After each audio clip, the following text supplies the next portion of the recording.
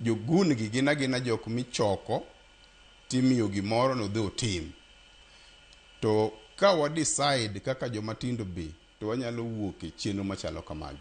Ma bro wenwa thuolo mar koro ng'iyo jasiasa ka jasiasa in terms of policy magikelonwa kaka jomatindo.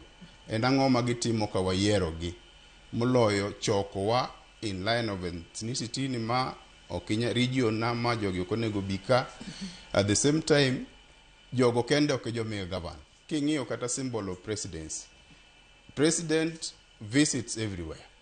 Ka wachako siasa mar ni county ni okidonje ma karwa then okwago siasa mamachua mane jowa manochako chon gomone wago. To nyalo bedo ni ang'o matimore ma omiyo kinde ka kinde ka wachomo yiero nikech wang'eyo ni yiero mar higa mar 2027 ok en yiero mokwongo ma piny Kenya dhie. Piny Kenya osebedo ka bago yiero kinde ka kinde. Angel korka kori paro nang'o momiyo weche gi mago mag Athuwe kata weche mag hate speech kinde mathoth biro mana ka jopiny ochomo yiero. Gino ma iwinjo kanyo kaka James wacho ni josiasa kochako siasa mani gweng' ni ng'ato kik dhiye kiwuok kama to kik ibika kendo jomoko bende isieyo kendo dhok mitiyo godo ok en mano makare ahinya. Ang'o momiyo kinde mag siasa kochomo emwaneno ka liech makamagi biro josiasa seche moko gitemo nyiso picha mane korka kori Angel? Siasa en gima wayiero higa achiel gima determine the next 5 years. Higa mokwongo mar jatelo moyier jopiny weyo jatelo mondo ti kendo gidwa miyo jatelo thuolo mondo gine ka jatelo tiyo kaka ne giyiere to gitimo gima jatelo nowacho no botimo. The second year ji chako timo reference gi gima nyochi wacho kapok omiyi kom.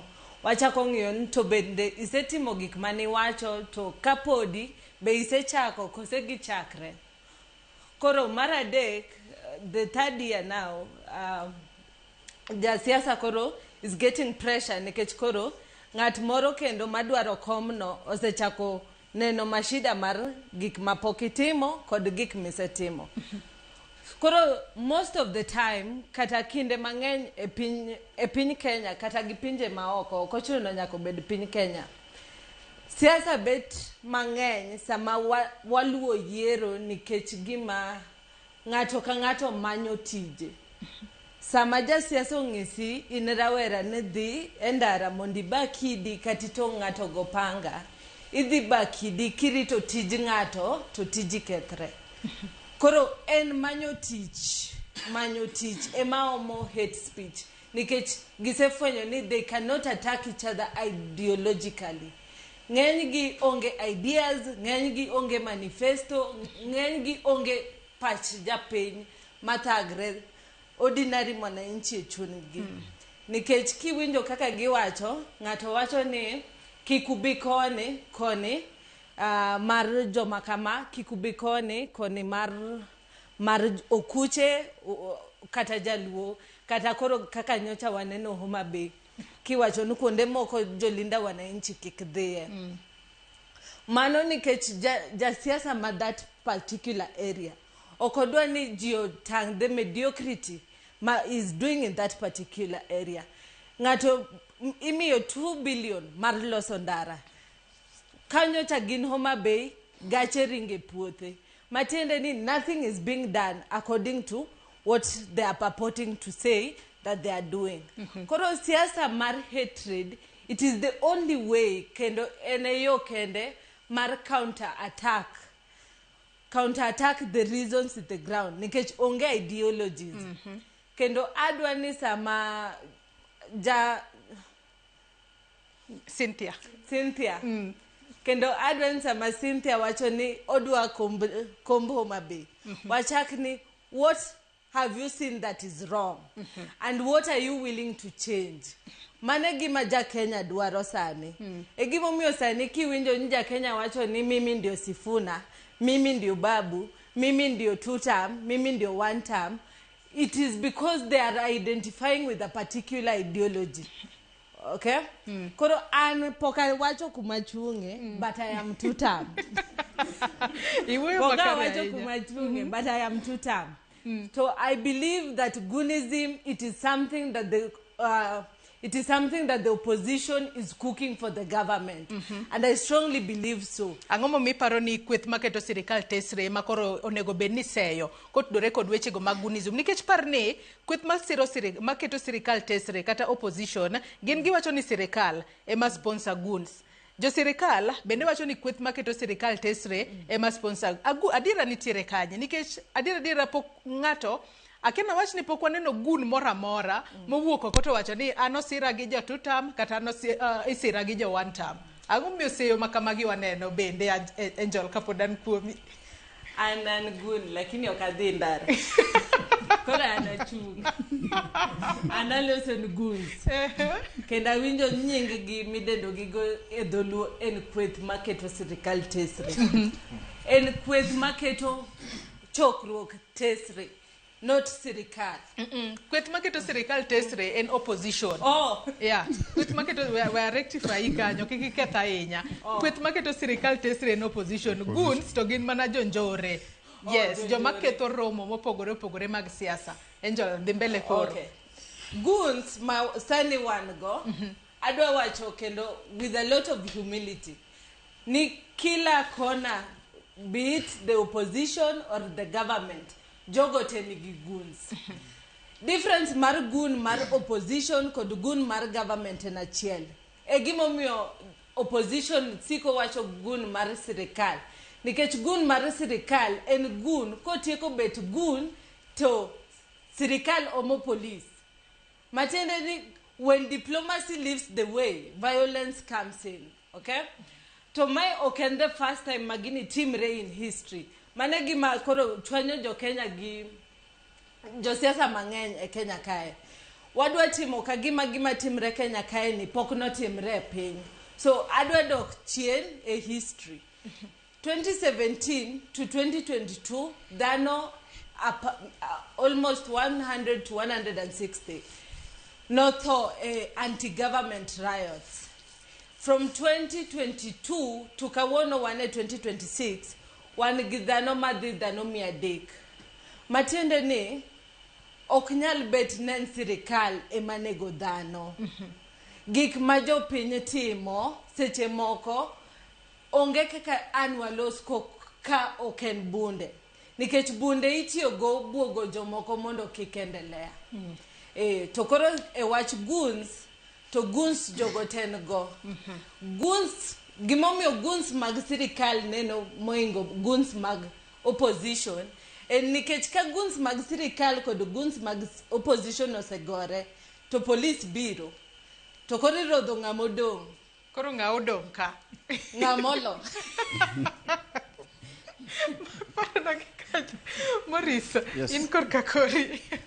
Akende ti para go momiye kinde mocho moyiere makoro anno ka wechego mago mag Buddhism wechego mago mag wacho weche masiayo oganda makela Athuwe medore ahinya. Winjo kanyo ka Angel wacho makare ni weche makamagi medore kalure ni seche moko oseketo e nyong'ong kaka jatelo ni osebedo katiyo to nino ka jatelo ni ok osebedo katiyo makare to joma nino ka jatelo ok ti makare bende onge manifesto kata agenda maruso ne jopiny mane makoro giwuok oko ka koro giwacho weche mondo koro githuo ganda. In korka kori. Okay, erokamano Joyce. E pend chik mar Kenya kare 33 omiyowa o define right mar speech kaka oganda. To kendo kidhi e pend chik no 33 kare 2 nitie limitation mar speech no. Koro iyudo ka ogandawa watiyo gi gine yo marach. Watiyo gi yor mar freedom yo marach. Nikech iyudo ka politicians, jo siasa wa uwuon, ng'ato dhi ka siasa gi intentions mopogore opogore. Ng'ato ni is a performer, ng'ato dwaro bedo rich, kata ng'ato dwaro nene ni en gi power. Koro ng'ato ailani ibiro ka en onende tich chakre yiere kaka for example 2022. Koke ubok san adok i joka tada dok nango. Koro ng'ani obro ng'iyo obro ng'iyo yo monya timinade. Koro manyo okoni development kacha aonge record. Koro biro dugo wadoga ne amanyo mechanism moro mar dogo kum electorate to nikech koro odhi gi gimoni wane broad based kata wan opposition. Koro nyaka bed vibrant, awinja ni ayara yany, kata ka jatelo nitie tete ane jotelo mamoko, kata jatelo manyalo konya kata yude tiko. Kodo ka ng'ani oketo gani every weekend kodhi e ground o allocate that pesa ni every weekend, every Saturday or Sunday an gi 300,000 mar goons maka chopo kaja kata ka dhi e liel moro apango to an gi escort manigi bunde manigi sila. Koro adhi kaja to adhi yanyo ng'ane, adhi ng'ajo to ni ng'ane onge gimotimo, lakini king'iyo koro track record mar development medo ka is very poor. Koro mae gima kelo ga oyus kijende matindo mar yenyo ji e social media kata mar weche manono mondo mi protect his post. Koro magi iyudo ka gik moko ma osebedo ka dwoko chien kabisa kaka oganda. Koro ana kwayo mana jotelo ni wang'ni to generation mabiro ni ok bi yiene ng'ato mondo mi nade o blackmail yudhe kata wan kaka wanu jende nyaka define our electoral process maber, we understand maber, mok jakwa yiene jasiasa tiyo kodwa e make famous mare. Kech minen sa mitiyo kodi no obro tiyo kodi e loso kare. To in kaka kijana wadwa kata youth wadwa eri kaka idwa develop yourself nikech pesa ng'ato kinya rely on. Koro gini biro ga mana ndalo yiero nikech sani makoro ng'ato dok manyo sympathy votes. Odwa no dhi kacha mondo ng'ate moro go mondo miwache ni doino ka ng'ane ne koro manyo sympathy votes. Mano gima sani wadhi keto ni onge kaka oganda kaka oganda kata kaka jomatindo. Koro anakwa mana youth wete wane kiyie to define yourself as a youth.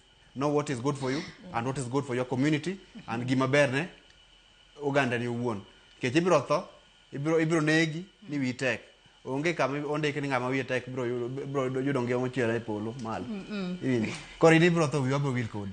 Koro it is upon you to define yourself mondo ming'eni to Kenya dhi kanye to wan kaka jo youth ang'o monego bedwa fight for mondo mwet mang'owa wayud rights magwa in both economical or in all areas of advancement. Erokamano. Cynthia, in korka kori. In achiel kuom jogo ang'eni nitiere kwetho mano mar Linda Mwananchi, achiel kuom jogo ma keto sirikal tesre, mago jogo ma nitiere United Opposition. Nyalo bedo ni wechegi mago mag siasa mar Athuwe biro kaluwore kod onge mano mar ideologies minyalo usne jopiny kata obedo ni neno ni sirikal ok ti makare, mane momiyo koro jogi wacho kama mar ketho ne jogi, to seche ma jogi wacho kama to jo sirikal bende nyaka duoki. To bing'eni joma nitiere at the center ka gin jopiny kinde ka kinde luwo kendo winjo gima jotelo wacho, obed gima rach obed gima ber, jopiny luwo. Mokwongo we achak wachno kamae an ajalinda Mwananchi. To koro litna sana ka jomoko wacho ni waonge gi manifesto, waonge gi agenda, emomiyo watiyo gi guns. Gin mage. Agenda wa number 1 and upholding the constitution. Constitution ochako ni we the people of Kenya. That is our agenda as Linda Mwananchi. Our second agenda is social justice and human rights. Koro jok ma wacho ni Linda Mwananchi onge gi agenda, our main agenda other one term. And if we say one term, it comes with a lot of things. Koro wachgunism kumano chakore. Wachgunism no chakore during Gen Z protest. No chakore during Gen Z protest, kane Gen Zs on the street when they were rejecting the punitive finance bill, which was brought by the government. To sechego no winjo police or protect Gen Z nikech gin gi right martimo gima ne gitime street no. But ang'o mane police otimo? Nyaka sani onge ng'amo setere jela, and the evidence is there. So Gunism started when Gen Zs were protesting. Emomiyo koro negi wacho ni we are going to protect ourselves. Ka government mowinjo protect wa, give the all other bodies mowinjo protect jok manie ndara if they are advocating for their rights. Ok ginyal chung'ne. Koro no chuno Gen Zs mondo gi find mechanism maginyalo defend themselves. Emomiyo Gunism no chakore. Koro jomoko bende no take advantage of that. Nikech koro sama koro Gen Z's protest cha, police bende ok dwa konyogi. Koro jok machalo kaka jokuoge no dhi odonje iye. Mane sama ne Gunism ochakore. Koro Gunism didn't start with opposition. But as at now, gisani, both opposition nigi goons gi, government nigi goons gi. But we should look at where it started and who should stop it. Ok opposition nyalo ywak ni gunism nitiere, and at the same time government bende ywak ni gunism nitie. To government are in the right position to stop this. They have all the bodies. Mowinjo bed ni stop wach mar gunism ni. To gin bende koro gibedo gi ywak kaka opposition. Ing'eni an chakre nyaka sani wacho ni there is no government in Kenya. Nothing is working in Kenya. Everybody is ranting left, right and center from the president. Dholuo. Kwa chako gi jatend piny Kenya. En bende owacho mana ni at they stop wach mar gunism, and nothing is being done. Opposition bende ywak koni. Press conferences left, right and center, but nothing is being done. Koro anadhi wacho ni one kaka jo youth, we are going to change this. An kaka Cynthia an ngamuchung larokom od bura ma Homa Bay County. I have geno. I have that hope ni wach mar gunism ni wanyalo tieke nade. Aya, kopo wang'io kata kaka wanyalo tieko gunism, ba penji kanyo ni weche gi mago mag dhok mapusore, weche ma iwacho ma ok gin adiera. Kuom ranyisi winjo kanyo ka ejolo wacho ni in ilaro kom mano mar od bura mano ma county ma Homa Bay. Kendo kaber to hawi maber kendo seche moko inyalo yombo. Kata kamano e kinde ma itimo kisera mari mar ombulu, nikech kinde mathoth waseganno ka jo siasa kobiro seche moko koonge gima usne jopiny, oracho mana jatelo mane nitiere kacha. Wacho ni ng'ane to bing'eni mago bende gin weche ma ok ni kare. Kiracho ng'ato, weche ma kamago tinyalo tieke yo machalo na tere gimomiyo jo siasa wero tiyo kodgi. Kidhi kamora to kar mondo mi iusne jopiny gik mibobedo kidhi timo, itokori wuoyo marach ir ng'ama chielo. Ing'eni jo siasa ndalo mang'eny gitiyo gi gimoro miluongo ni divide and rule. Koro ka giyudo mechanism moro manyalo divide the people mondo girule, they use it. Koro hate speech osebedo number 1 mabero jo siasa mondo mi giyud kombe magidwaro. But an kaka Cynthia, mondo mi wa change politics ma Kenya, let us give the politicians also time mar eleza agenda margi. Mopogore gi yanyruok giwacho weche moko winjore makelo pogruok ne jo Kenya. Koro ana wacho ni an kaka Cynthia kakao platform, nikech many times bende kadhi wuoyo gi jopiny bende number 1 gin be magi promote wach mar gunism ni mokwongo. Kar mondo gipenja ni Cynthia agenda mari en ang'o, number 1 gidhi kwai pesa. Koro the moment ma ionge gi pesa ni, idhi manyo weche moko madhi moro gidhi winjo ka giwacho ni dong ng'ane ok timnu kama, dong ng'ane timonu kama marach. Koro hate speech no osechakore kanyo, nikech ok gidwa winjo agenda ma in godo. Koro kwayo na mokwongo en jopiny, give me politicians time kata jo siasa time mar eleza agenda magin godo. Number 2, wan kaka jo youth owinjo with the platform, these politicians must spread weche mathuo jigi. Number 2, owinjo wa champion weche mag dongruok e oganda wa. Owinjo wa educate, we create awareness mar wacho weche mabeyo makelo ji together. To nyaka wa promote bende constitution, nikech constitution wacho maber ni ng'ata nigi right mar wacho agenda ne e part mora mar Kenya. Koro kwaseelewa kamano, kik wabed kwaseyo jopinje mamoko. Kaka an Jaluo aseyo Waluya, an Jaluo aseyo wa Kikuyu, ni jo Kikuyu ok dwar Joluo. Ineno weche makamano. But kayudo platform, I should only sell my agenda. Joseph, antiere kuomi. Ang'o momiyo kindegi ema koro waneno ka jotelo wuok oko wacho weche ma ok dhi makare, weche ma kata in kibedo piny kiwinjo to wacho ni machacha koko none yo makare to nyalo tero piny Kenya kamarach. Mokwongo Joyce, awacho ni gimomiyo koro jotelo temo kawo korgi. Namba 1 gidwaro power, ng'ato dwaro power. Mana ka jatendwa mar ODM oburu wacho ni power. Koro ng'ato dwaro power, ng'ato dwaro mileage. Iwinja. Koro bo yudo ka sama ng'ato dwaro power, ng'en ng'ama dwaro power ok ng'ama ling.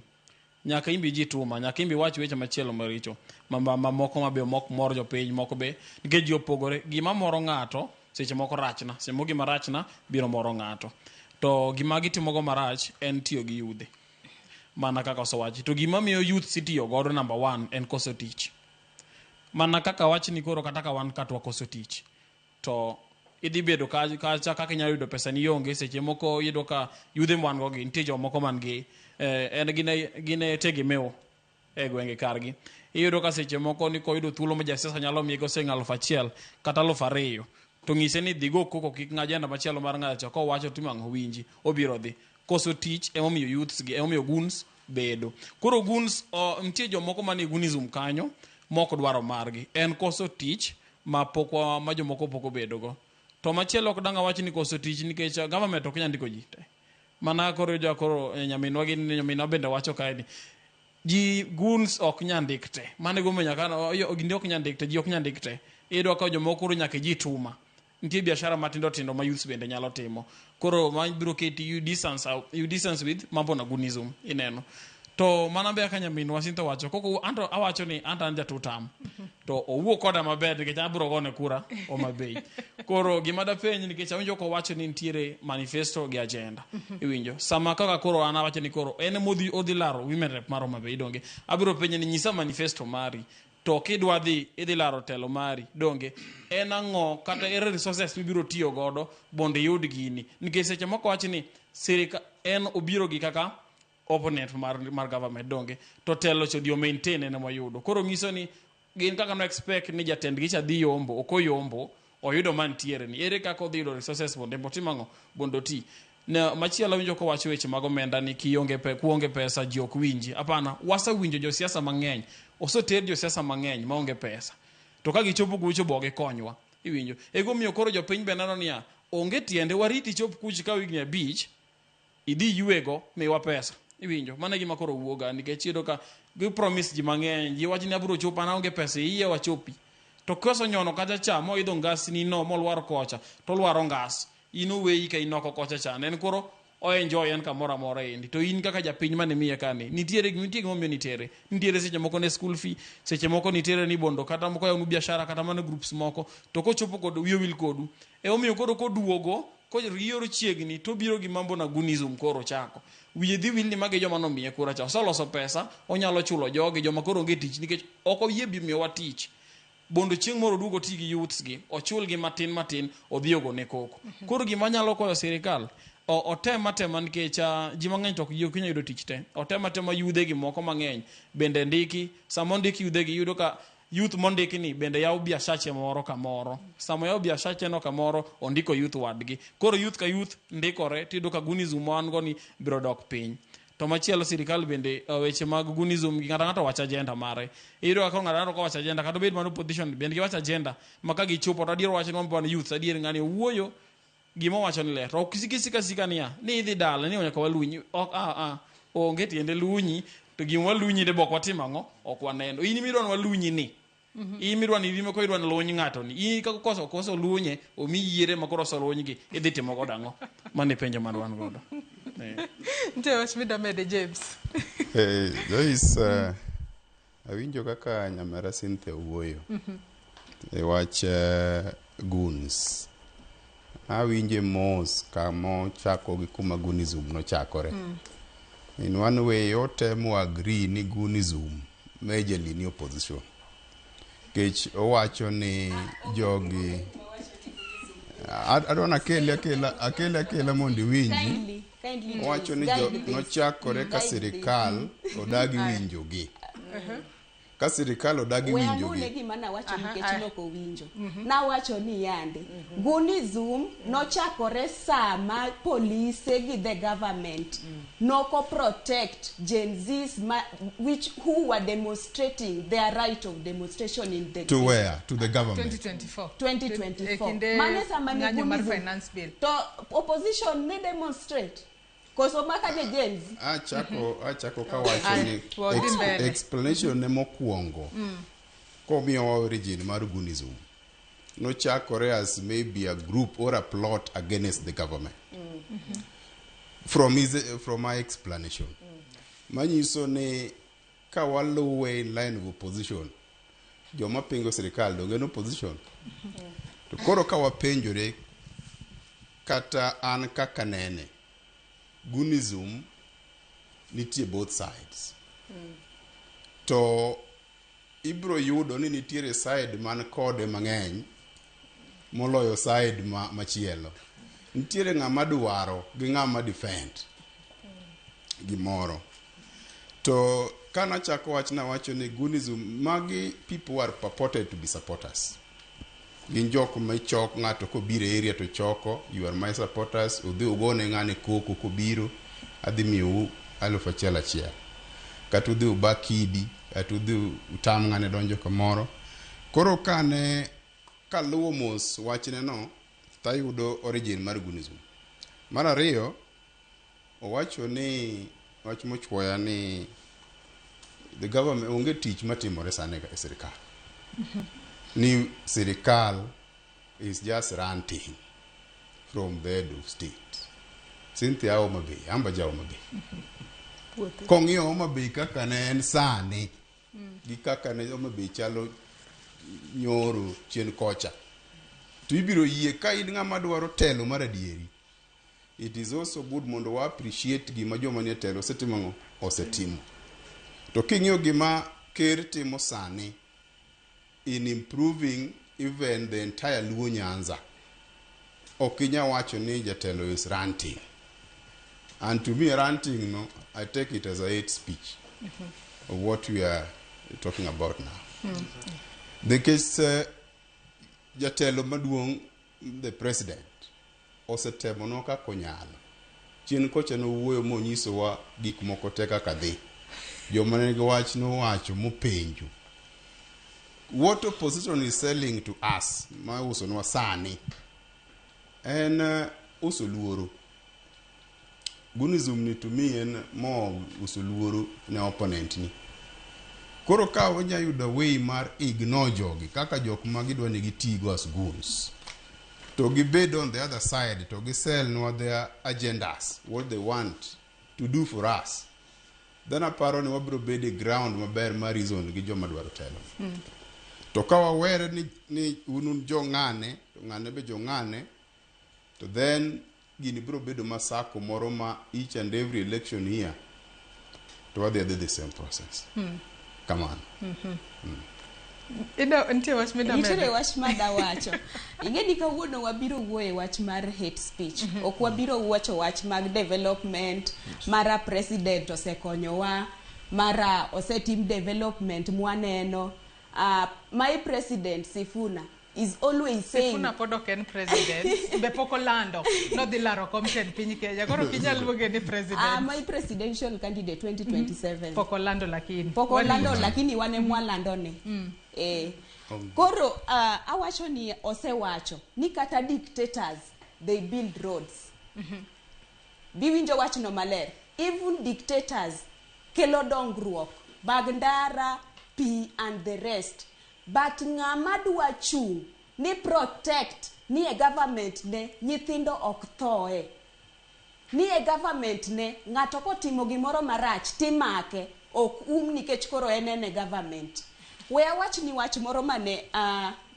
ng'ata achiel manie government owacho mawuok Homa Bay County Honorable Pondo Kaluma I don't know ka o deserve ni mondo waluonge ni honorable no wacho ni ande shouting one term is incitement to violence in Luo land awach gi dholuo gi mano wacho baba nyocha opuonjowa ni jomatindo ene tekruok mar piny chieng'no nowuoyo gi jomatindo mane ochoko mondo dhi otim wechegi ing'eyo weche mawachogo ahinya sama jowasigu monjowa kaka gisemonjowa ni jowasigu go maging'eni nowuoyo ir jolinda mwananchi mane dhi Homa Bay County koro the moment ma amheshimiwa osewacho ni jowasigu to sama owacho ni jogi jowasigu gi to nitiere supporters gi mantiere gi kanyo ei Homa Bay County nitiere jolinda mwananchi iparo ni jolinda mwananchi man Homa Bay kanyo go get the feel nade kiselongo gi ni jowasigu kendo inyisogi ni ok oyienu shout one term, and it is my right to support anyone madwaro, to kuma intiere no ok oyienie. Koro Opondo Kaluma wacho ni kudni osechako chamowa. Gichiwo koma ni ng'ata ng'ata mowacho ni one term okal kode.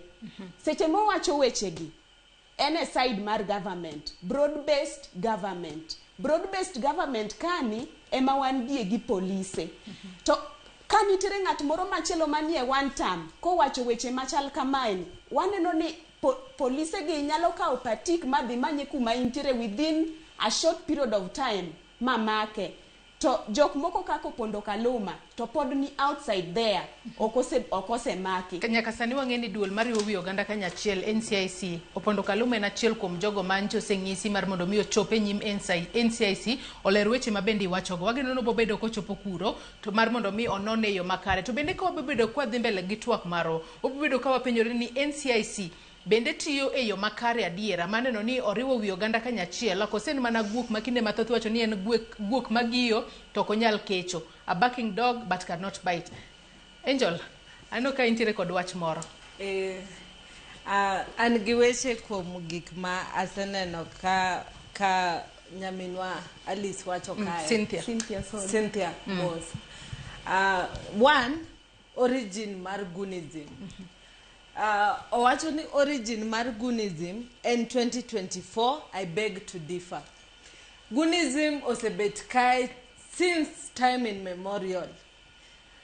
Katandalo Raila was vying to be a president for this country, pod ne wan gi Gunism. Aya, nikech ng'ama bayo kidi ni police mobayo tear gas, mano oken a patriarch citizen, mano is a goon. Sawa. Ng'ama dhi to wang'o ndara ma sirikal osegero nikech o protest, mano is a goon. Koro Kisumu, Nyalenda, Kondele, mago kuonde mane iwang'e ndache ma sirikal emogero. Lakini koro I am saying ni Gunism toko chakre nyocha. Gunism has been there. Gima timo pogruok mar Gunism masani kod Gunism machon en gima kizungu dendo ni critical thinking in critical times. Ma the opposition lacks. Seche ma Babu Owino wacho ni wadhi ambele jokatin, wanyalo nego gi, wanyalo gogi. He is the one spreading hate speech. Nikech seche moko kane Raila dwa chopo CBD, to ntie goons round CBD, Raila ne dok Jacaranda. Mano critical thinking. At that particular time, Babu Owino kaji noloro ndara Homa Bay, seche moko, you don't have to press harder. Nikech samawa press, jopiny to, jopiny hinyre. So just go back. Winj joma oye ni donj. Okochuno nyakidhi kamora mora, nikech koro wan gi gimiluongo nade. Wan gi freedom of speech. Freedom of speech is not an equivalent of nonsense. You cannot just do things nikech koro wasewacho ni omi freedom of speech iwacha gimora mora nikech after all you are backed by the constitution. Number 2, owacho ni the government should stop it. I stop gima, I need to protect me. Gini iluongo ni defense and offense. Seche makoro ibiro offensively, I have to have a defensive system to defend this system. Chakre's beginning of politics, onge government mora has been successful to nedwa defend its political position. Egimo miyo nyocha waneno ka the government was pumping billions in Olkalau to protect that seat. Mane sirikal matiyo, sirikal marito kuma entiere. Kata dhako morito ode e dhako. To dhako ma ok dwa rito ode, manok dhako. Koro chal kagima side chiko biro to dhako wacho ni donga abe atemo. Then how is it a good man if you cannot stay? Maradek, agenda mar one term. Be omiya kata nyiero. How do you call yourself a politician if your agenda is one term? One term ochung na ngoto konyo japiny nadi.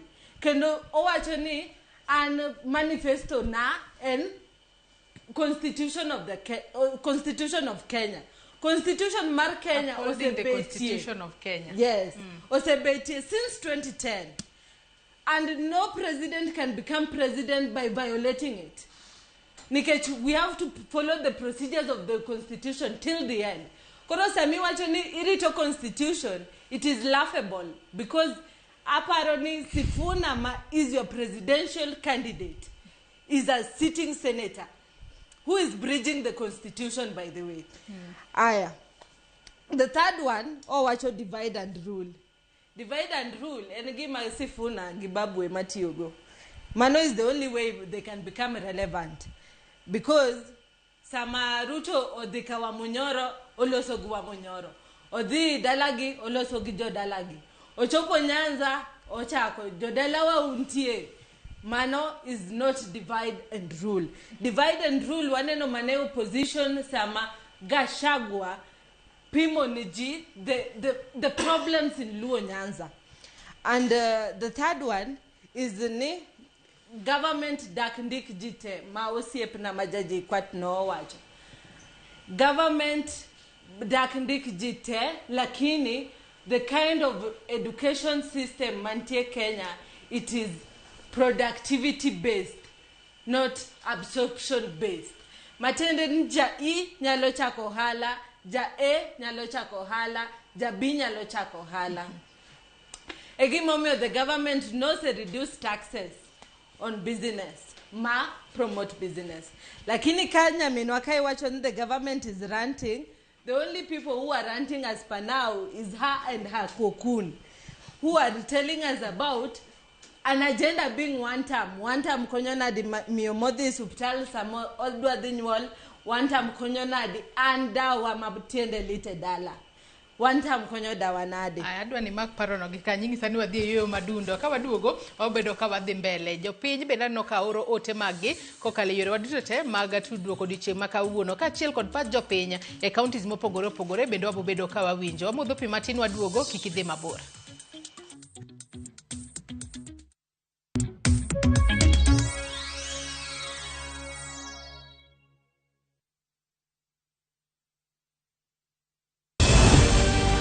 Heaven's Fire Prayer Summit 2026 is here. From 18th to 23rd of August 2026, Apostle Julius and Reverend Martha Subi of Exploits Worship City invite you to join believers from across Kenya and the nations for 6 powerful days of prayer, worship and revival from 9 a.m. to 7:30 p.m. Theme: The Outpouring of the Holy Spirit. Ministering Pastor Robert Kayanja and Pastor Jessica Kayanja from Uganda. Lady Bishop Kathy Kuna from Kenya. Archbishop Dr. Harrison K. Nganga from Kenya, Pastor T. Mwangi, Dr. Francis Miles from the USA, and Prophet Thomas Tijo. Worship ministers Sunmisola Agbebi from Nigeria, Steve Tebb from the United Kingdom, and Kestin Bogo from Kenya. Mark your calendar from 18th to the 23rd of August. Exploits Worship City, Nairobi. See you there.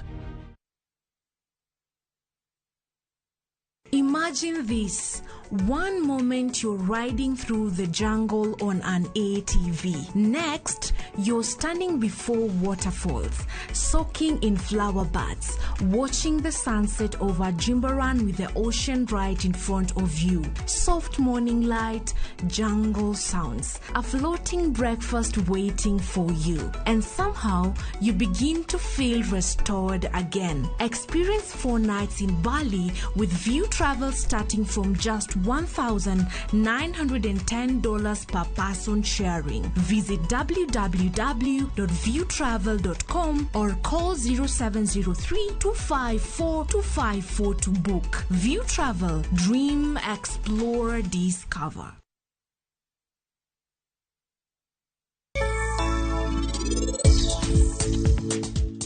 Akwai ni mondo irit pari. Akwai. Sanju, nitie mana gimoro achiel madakwai. Akwai ni kiyie tiaya wach mar kawo ting' pari.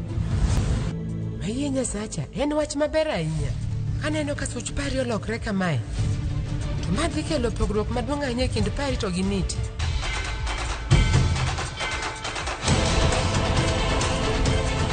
Niti, ere kaka inyalo yie mondo Rakesho mak lwet pari kamano? Nyalo bet ni yiero pari. Linti! Ukilipa na Airtel Money, unapata 50% transaction fee as cash in your cashback wallet. Sini mina kushow.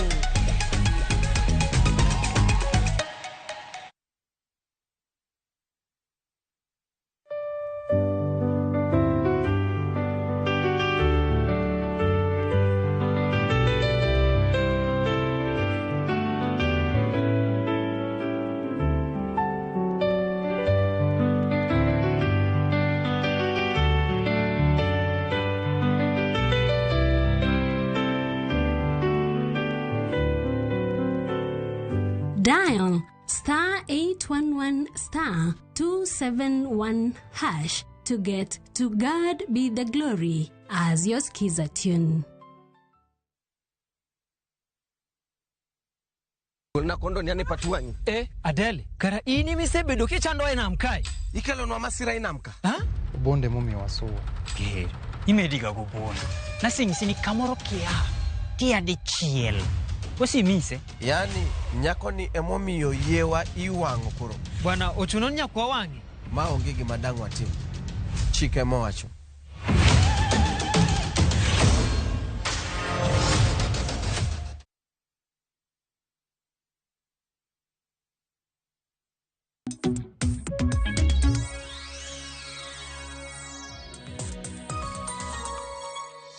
Erokamano kuom medo kete Ramogi TV e chenro mar Mbaka Oromo duond rawere odiochieng' ma kawuono kama Twak kod yawuoto nagi kaachiel kod nyionagi ewi yore ma wanyalo gayo godo siasa mano mar Athuwe e pacho kae. To en ting' mar ng'a mano mar gayo siasa maket kod mano. Kwaduogi Twak achiel kachiel kapok wawinjo pach jopiny e counties mopogore opogore. Yena mar mondo mi abi korka kori Morris. Wasewinjo kaka Angel kaachiel kod Cynthia gi joma moko bende oloso nikech wasewinjore kata waseyiere ni yes, josiasa mago maketo sirikal tesre osebedo ka wacho weche mago mag thuo ganda. Jogo manitiere sirikal bende osebedo ka wacho weche mago mag thuo ganda. Ting' en mar ng'a ma winjo be ni koro kao jogi accountable kendo ngisogi ni ka to idhiye marach winjo be ni chulo katika oni okang' mager kalore kod chike mapacho ka.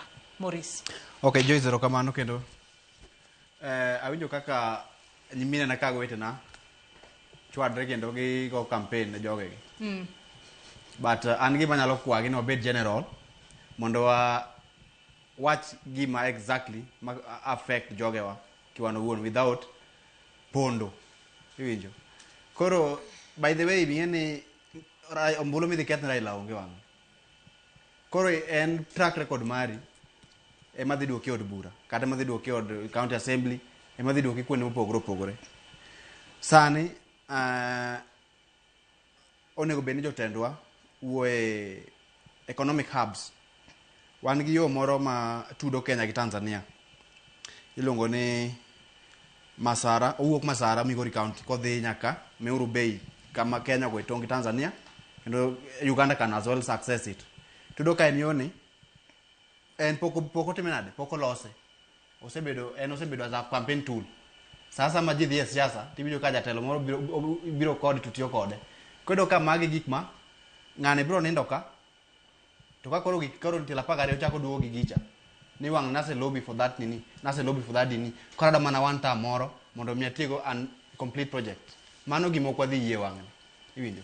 Kaso nitie agency mar sirikal mar NCIC ni ma en agency mano bedo form gi government towards 2008 mondo mi promote national unity mondo mi fight for hate speech across the nation. Tido ka jogi gin jok maging'iyo gin sidelined. Tido ka okel case before them gibiro wacho ni to ng'ani en ja two term kata en ja one term. Ng'ani en ja sirikal kata en ka ja sirikal mu wuoyo obro koni ma ng'ama defend our job. Koro watimne mitimo ni blackmailing mondo mi waruch gino ne kaka rumo nikech o defend or defend his job kata job mar somebody. But kind of opposition ibiro ka gini biro trend to ibiro wache mopogore opogore. Koro gigi osedbiro ka dwoko chien iwinjo.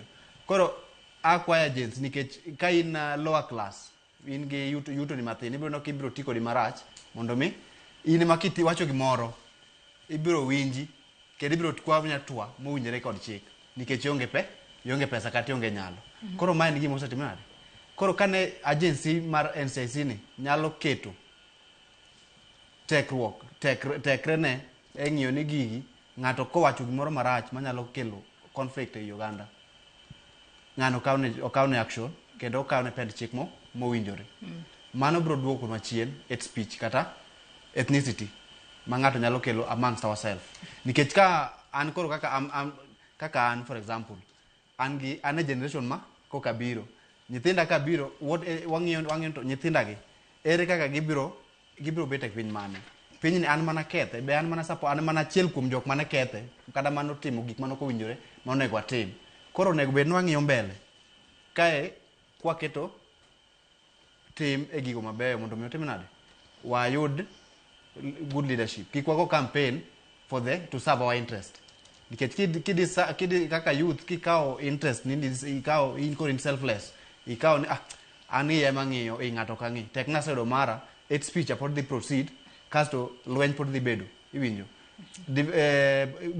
kata bed mana en political divide ma intie. Onego bed ni what you prioritize en bedo e okang' mar kelo kue kendo keto mise mag kelo dongruok e kindwa kata e kind jowa. Korka kori Joseph, migawo mochung'ne riwo wi oganda bedo setimo duto manyalore mar mondo mi oduoka ne liet mag weche ma osebedo ka wachore mok ni kare e pacho ka, nikech kuom ka wang'iyo kata ka watemo ng'iyo moko kuom jogo ma gisebedo ka gi luongo kuom ranyisi nitiere kaka governor e county mano ma Busia mano Polo Tuoma, nitiere weche mano wacho nyaka e dwe mar 2 mano mahiga ni nitiere man en jalup jatend piny Kenya Rigathi Gachagua, nitiere weche ma bende osewacho nyaka kinde mokalo chiel. To yande ni eka koro wanno ka NCIC owuok oko ka manyogi. NCIC bende timo tijgi malong'o mar luongo jotelo mawacho weche ma ok ni kare ewi weche go manyalo thuo oganda kata manyalo siayo oganda e nyayo tulo. An gi kuom manyalo wacho ni gitiyo to but po gitiyo makare. Koro gitiyo rachni gina gine diere nikech ka gitiyo nego wayud joma backup gi.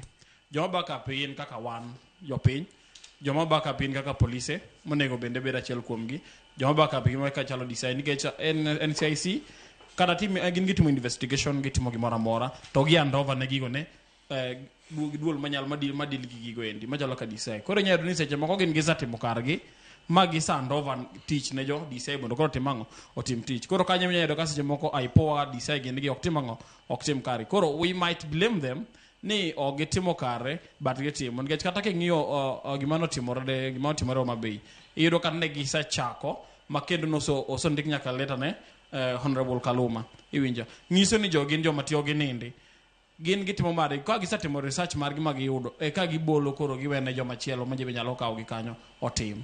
Koro an gima nyalo wacho ni kama pok ochopo kuma koro gino chope nikech jomitiyo gin jopiny.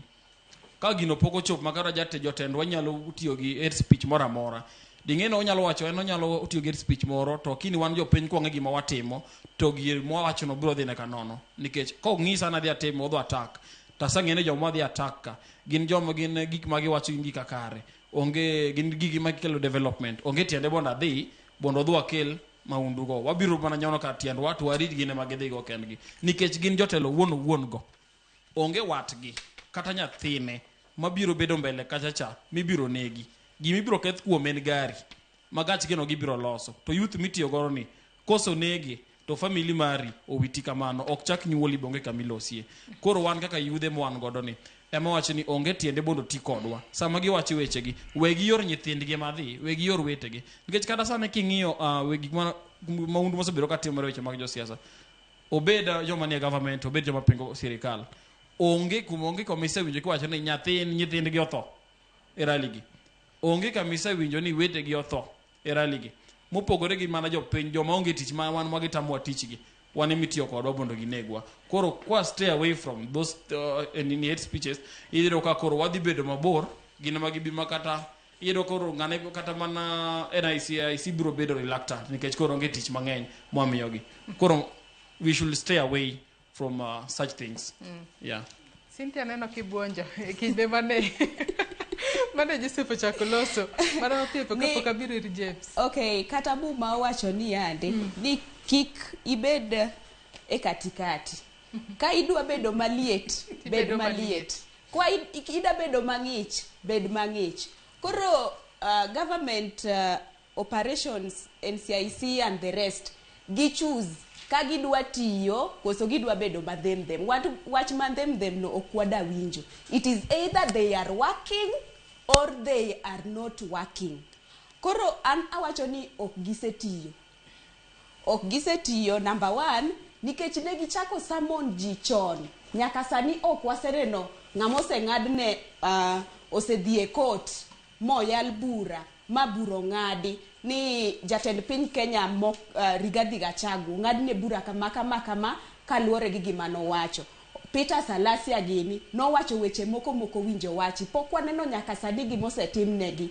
Koro aning'e ni kawacho wach incitement and hate speech ni, I'm not going to talk about Linda Mwananchi. I am going to talk as a Kenyan youth who need change in Kenya. Kora wacho ni no real consequences. Jotelo madongo osebedo summoned. Gi apologize. Moko apologize, moko wacho ni kendo pod abro nuoyo gima na wacho no. Jatend cabinet secretary mar health Aden Duale no wacho nango. I will say it again what I said. Aya, nitere selective enforcement. Nitere jok mimako mana kaka nose wacho. Ni nitere jok mako wacho gimoro to ikuongo ing'iyo ni o support government koso ko support. Koyud ni oko support government eni make piyo. Koro nitere gimoro miluongo ni selective enforcement. Kasto nitere gimoro selective enforcement kanyo nitere target small fish. Jok minyoro eme target. Tok target ng'ano orogi. Joma orogi gi ene opposition gi government gi. Ginok dinegi. Imako mana jok matindo. That's why it is paining me. It is really paining me. Because the youths as wane mitero wa jela. Kendo koseteru wa jela wane idhi makwa. But joma no ochulo jo youth gi pesa. Gintoto ok mangi. Nambari adhi wacho ni offices gi they are too slow. By the time magi act, damage is already done. Koro sani kodhi omak Rigathi Gachagua to gima nowacho nene kuchocho. Dhi konyo ang'o. They are too slow. Number 4, the law is hard to prove in court. Nikech courts wagi bende osebedo awach nango gin bende gin selective. Ok giwinj cases kaka dwarore and gi fear the powerful people. Koro an gima da wacho ni chike nitiere but ng'ama dwa enforce chike gi ema onge. Yes. James tire wach mane dwa mede. Kamano again Joyce. Wacho ni our body the NCIC tima tije kako nego tim. En mana ni nitie kiwango mogike. Anyalo naro challenges ariyo ma this body face. And that one of them is the legal limit. Ngeni tiji gi gin timo investigation. Ka gise timo to gi hand over to other respective offices like the ODPP to do the proceeding of that case. And from there, these cases yudo ka gidhi magistall kata gidhi magilar. Then Cynthia also have mentioned this part of selective enforcement. Must affect the trust for this body. That's why neno kata ka jo siasa ma yudore sani hate speech. Chopo kuom gi tek nikech ging'ere. Ging'eyo ni ng'ane nowache onge gima osetimne. Koro rito ni kapok imaka dhi mak ng'ane. Koro jogi yudore as a body which is limping. Ok onya timo tich mokete ni mondo tim. There are other challenges because this, even the way they get information, most they get it from the social media. Kaka gima notimore Homa Bay. En gima ng'ate momak video to uru. Such clips, some of them Kenya verify. okinya know what has happened with the technology mawan go san. So they also need to improve yore gi mag yudo weche gi. Kech ni winjo kopondo Kaluma wacho ni en gima no wacho no. Opogore gi gima no wacho. To kiluo technology masani mano is very possible. Ngato nyaka kawi miketi. Koro body ni adieri is having challenges. Emo mi wacho ka cases gi moro chakore maliet kasto dio lal. Nikech they'll lose the legal ground to punish someone. So as the body, they don't have the mandate to marmi hukum ni jo siasa ma samoro weche maricho gi. Mano emana medi, but the body to tiyo. The body to tiyo en mana ne gin gi challenges yori mati. Kama. Dago mar mondo kapok wadhi mbele kod twak mar studio ka, dago mar mondo mi wadhi ane county mano ma Kisumu, wawinja ne kaka jopiny e county ma Kisumu ne ogolo pachgi kotudore kod thuon wach ma watwake odiochieng' ma kawuono. Gi nyinga iluongo ni Roland Nyamoloyo, mane kako ng'eya, ajapuonjre e mbalariany mar Maseno University. Amor chopo kae kawuono. Koro e weche speech kachako, wadwa nowacho ni according to Article 33 of the Constitution, talks about freedom of expression. Ma ji nyalo express. Mano it is there. Koro, in fact, nitiere gimoro sani maneno, ma leaders. It's speech timre social media, political rallies, gi all gathering, nyake church sani. Koro nitiere sama kuma leaders moko wango go iya. Sani hate speech ochopo kuma koro nenga community versus other community. For example, Luo Nyanza kae, gi maybe Rift Valley, hate speech ni kanyo. Sani osedonjo makoro chopo ni koro Luo gi gore pamoja. Koro hate speech odonjo kuma koro rach kabisa. Ni koro an ayanyo owadwa. It is now very serious. Makoro onego ng'i wach hate speech ni nikech koro kethore. Koro manegi maneno kadwa mention the leaders, but all of us have seen that happening. King'iyo National Cohesion and Integration Commission. Sani gin ka gibiro giwuoyo mana bangi moro kosetimre. Mane ma okaero kuom NCIC. Onego gichak wuoyo ka gik moko poko timre. They have to be active. Sani ni jomadongo politician madongo no gi bypass, makata ka giwuoyo the NCIC people gineni begini ber. They have to start talking now. Okni giwuoyo ka gimoro osetimre. Mane gima gitimo ga go marach. To kang'iyo wach hate speech ni gi code NCIC, they have been trying, but kwang'iyo Article 10 of the Constitution, which talks about national values and principles of governance. Angeni rule of law, samoro ema miyo gi bed makecha ahinya. Lakini gitemo but ok gitem kaka e kiwango madwaro. Nyinga en Judith Anyango Hussein, awuok Kisumu kae, an student Kisumu kae. Koro weche mawachore mek jo siasa, yo magi sambaza godo e mtandao, aneno ka gin gik moko ma promote hate speech, gi promote ywaruok kuom oganda. Koro kelo weche moko mag dhoudi, joka jogi, joka joka, watu wa mulima, wale watu wengine. Koro aneno ka gin weche moko manyalo kelo awachi ni in the upcoming election 2027 onyalo kelo a lot of enmity among the people generally, jodongo, nyithindo, yawuoyi, rawere. Koro kane ka gin weche maber. To aneno ka en upon one kaka youth mondo wakaw initiative no. Ka weche moko wachore ng'eni ji ntie bloggers mang'eny. Ka ntie jasiasa moro nigi rally kumoro to wacho gimoro mar gojok mamoko, iyudo ka one i-record TikTok, X, Facebook, idwaro ni mondo yud numbers, yud engagement, but kuma dier i-record mana wach ni ka ng'ato wacho gimoro to i-record mana kumoro mano yanyo jicha. Koro ineno ka kelo enmity. Koro wabedo ka iwa wang'. Koro omiyo iwa wang' to kikelo the full information. Koro nego bedni wang'iyo gik ma washare be. Kuom kasani to wach ni kaka NCIC dong no bedo no come up after the 207 post violence. Koro gin gisebedo ka gitemo but okwanya wene jo NCIC kende ni gin makoro gita chenro madhi mbele.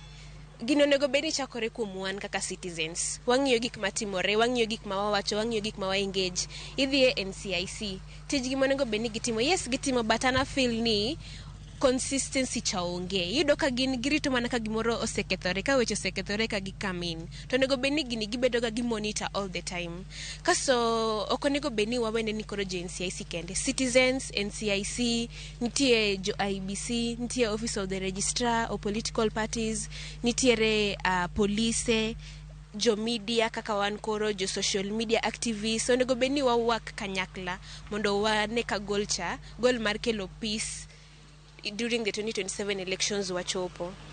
Kum nyinge iluonga ni Odhiambo Gabriel Omondi, an japuonjre mbalariany ma Maseno University. Koluwore gi hate speech gi ethnicity, an anyalo wacho niya, mokwongo leaders wa masani ema temo ni opogo oganda.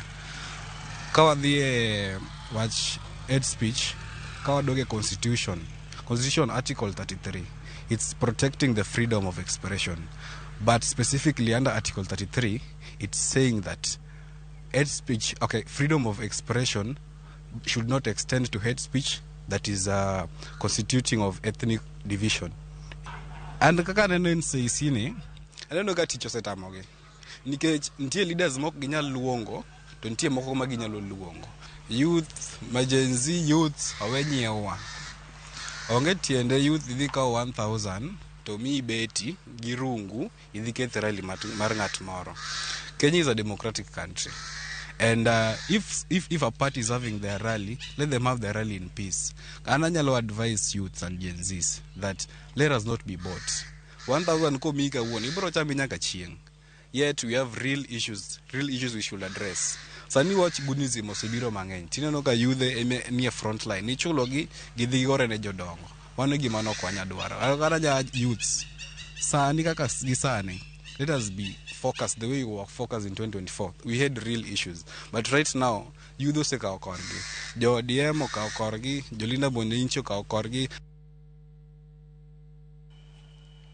Wawinjo kanyo paro maleo kowuok kuom oganda kata rawere e county mano ma Kisumu kotudore kod thuon wach ma watwake sani. Nitiere points mopogore magikelo kanyo kama kuomgi bende wacho kanyo ni gineno ka duola mano mariwo wi oganda kanyachiel NCIC ok osebedo katiyo yo makare. Ang'eni Angel kabiro korka kori pok igolo pachi kotudore kod kit kaka duol mariwo wi oganda kanyachiel NCIC osebedo katiyo. Odiochieng' manyoro ne waneno ka jogo manitiere kweth mar United Opposition ne giwacho ni jatendgi mano jatend duond bura mar DCP Rigathi Gachagua ok bichopo e nyime NCIC ka giseyo NCIC ni nitiere kaka onindo nyakonchiel ni somo jomoko ka jogo manitiere kweth maketo sirikal tesre kowacho weche tidwa no chop ka NCIC to jogo manitiere ka sirikal kowacho weche ma ok ni kare ginto gidhi adhia scot free maonge okang' moro amora mikawnegi. Adina nitiere kanye wachno NCIC ni ochung' kama chalo nang'o?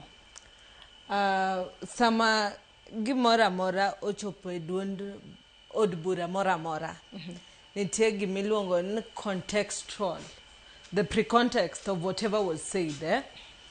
Kata okanyal wacho ni onindo konachiel nikech kaluma dongen jatutam to luonge gi NCIC to kendo Gachagua mae ok gik mowacho mokwongo but mae moluonge mokwongo.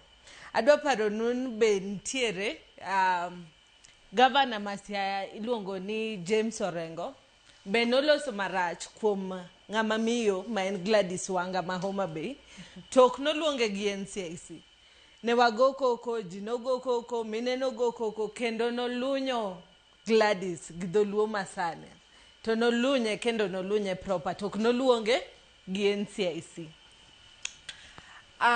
NCIC ok nyal tiyo to perfection. Onge gimora mora e pinyni manyalo tiyo to perfection.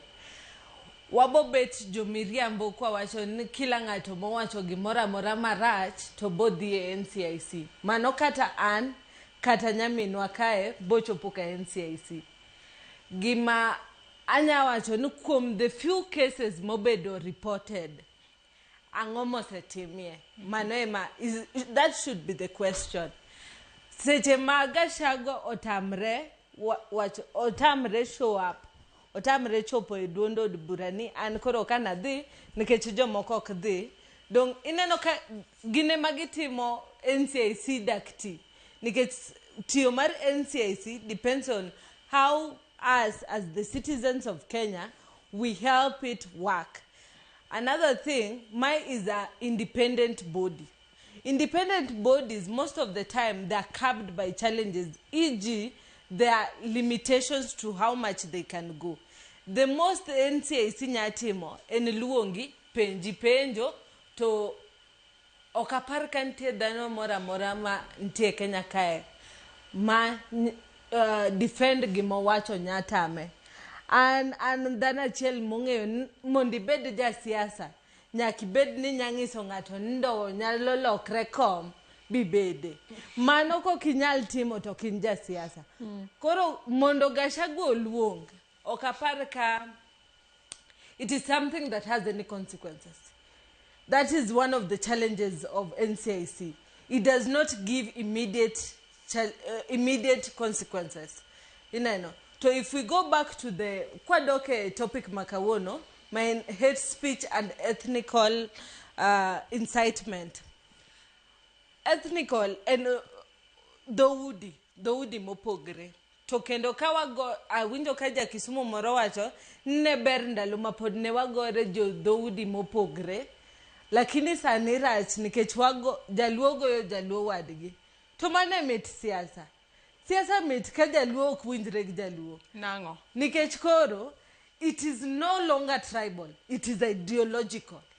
Nikech anan jaluo tawinjra go kuyu. Nikech our business is Kenya. Our business is not the Luo culture. You know. Seche mwawacho njo Luo nyaka winjrete to onge gima wadhi yudo ne wawinjre gi Raila 20 years. We have nothing much to show for it. Watemo dhao matin. Koro sani Ruto ng'eyo ni kata kobiro Luo Nyanza oko yuda 100%. Oyudo 30% mare to a. Gachagua kobiro to yudo mare 10% to a. Mano is the kind of politics that we should be promoting. Not politics makoro jaluo nyaka winjre gi jaluo makata ktwa negre. You know. Jaluo winjre gi jalango ka, that is the ideology you stand with. Mano, and that is what I believe in. Number 2, Kisumu no wacho ni NCIC is not working. NCIC okapar ka kaka nyamina wacho ni it is not working at all. But again, it is not working to its optimum. You know. Okwanyalo wacho ni among 10 cases, iero case achiel.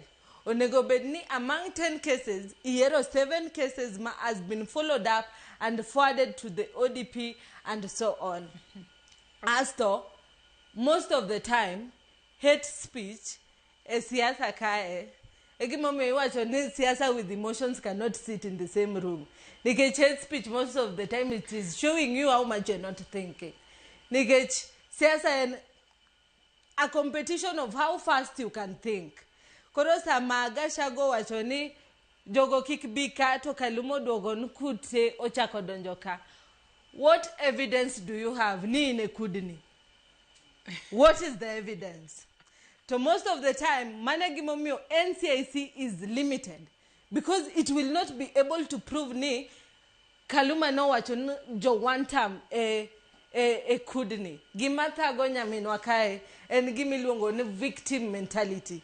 It is not always about you. It is not. Managimomio ka wawacho ni hate speech among people. Make sure that you are hated first before it is a speech. Aya. Makparano gi kanyo kendo ingiso ni wakaw yo madundo ka waduogo wadhi mbele kod Twak. Bende wabobedo ka winjo pach jopiny e kaunti mano ma Siaya kaachiel kod kaunti ma Migori. Ote magi bende med chwalo abobedo ka somogi achiel kachiel. Kik idhi mabor.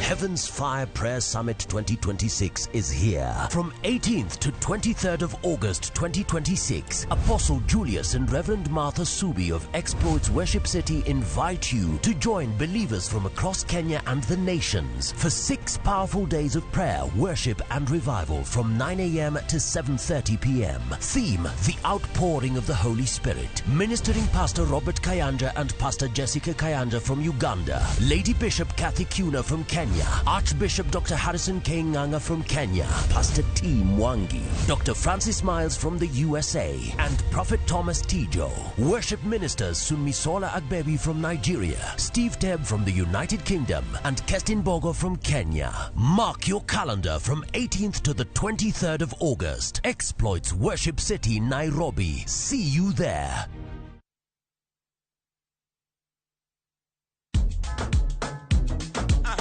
Wuok tich ka wuok tich, yawuot luo ting'o duondgi malo, ka piny luo chiko ite. Chieng' tich ariyo ka tich ariyo, nyako mga juang en odiochieng' mar yuto mari, wapuonji loso manyonge. Mari, oloyo mara kwayo. Chieng' magoro kawa makwongo ni wendo to michope gweng'o. Morindo yo. Hera mit, olit, kendo en gi puonj. Kanyo bende wawacho ni in kaka ng'ama miyo, bora ni Nyasaye omiyi teko dier piny kaendi, in miyo monyalo. Tich ang'wen pado manyachon kod mbaka mamit machon ka okelo ni kamane. And of course, chieng' tich abich ka tich abich en odiochieng' mar loso kapuoyo, ngolo to mana kalies to kapok wakelo ngolo. Wapuonjwa ni timo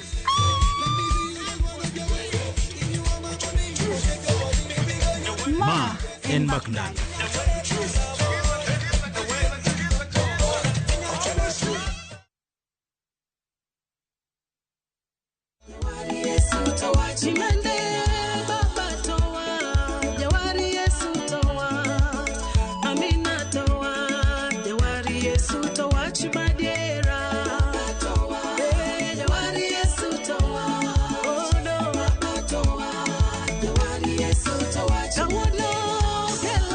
Mondo mi yud wer mar were nani kaka Sikiza Tune mari di *8 1 2 *7 8 6#.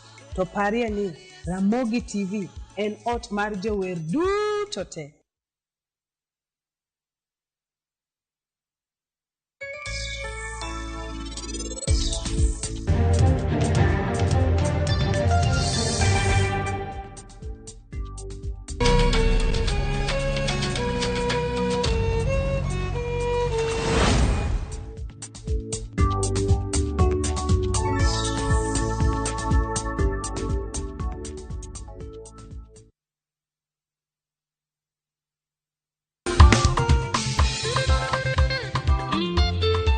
Juma ka juma wayudo jip, ngima lokore, chunje yudo geno. Ler rieny motegno, pako idho ngas mamalo, kendo twak dhi matut. Tudri kodwa An Roda Nyarko Kitmo, Ken the DJ, kod an Ben Otiende. Kawatayi e yor yie, lamo, pako, kod lokruok mar chuny. Okinyal dong kaka ne in. Nyaka ruoth chikni ite, mi iyud lokruok e ngimani. Bi kaka in no. Biya. Injili kalo. Mungu wetu ni wa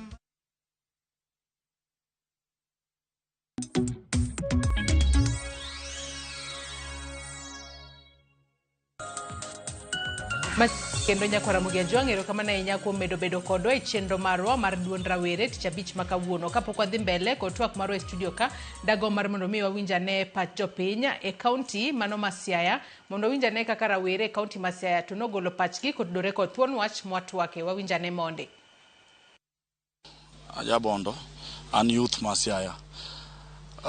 Kada wacho duol mochung'ne ng'iyo jotelo maba weche owakwayo ni pok gichung' motegno gi gima gichung'no nikech nitiere jo siasa moko ma pod tiyo gi dhuluoche moko onge kaka ng'ato nyalo wa Nairobi to wacho ne wadhi vamia ng'ane mano chal ka gima ine midhi kwinyo kono mantiene ni negbe ni gikawo chike lwetgi makare mondo mak jotelo moko go matimo makelo akwede mag dhoudigi. Namba 2 jotelo makelo akwede mag dhoudigi onego jo NICC omakgi mapiyo mondo wan kaka rowere kik giti kodwa yore maricho. Emomiyo mano nwawacho mogik ni wan wa support ng'atwa machung' kodwa kendo magolowa timbe maricho. Awacho ni NCIC ok titije maber mane omiyo gini landre.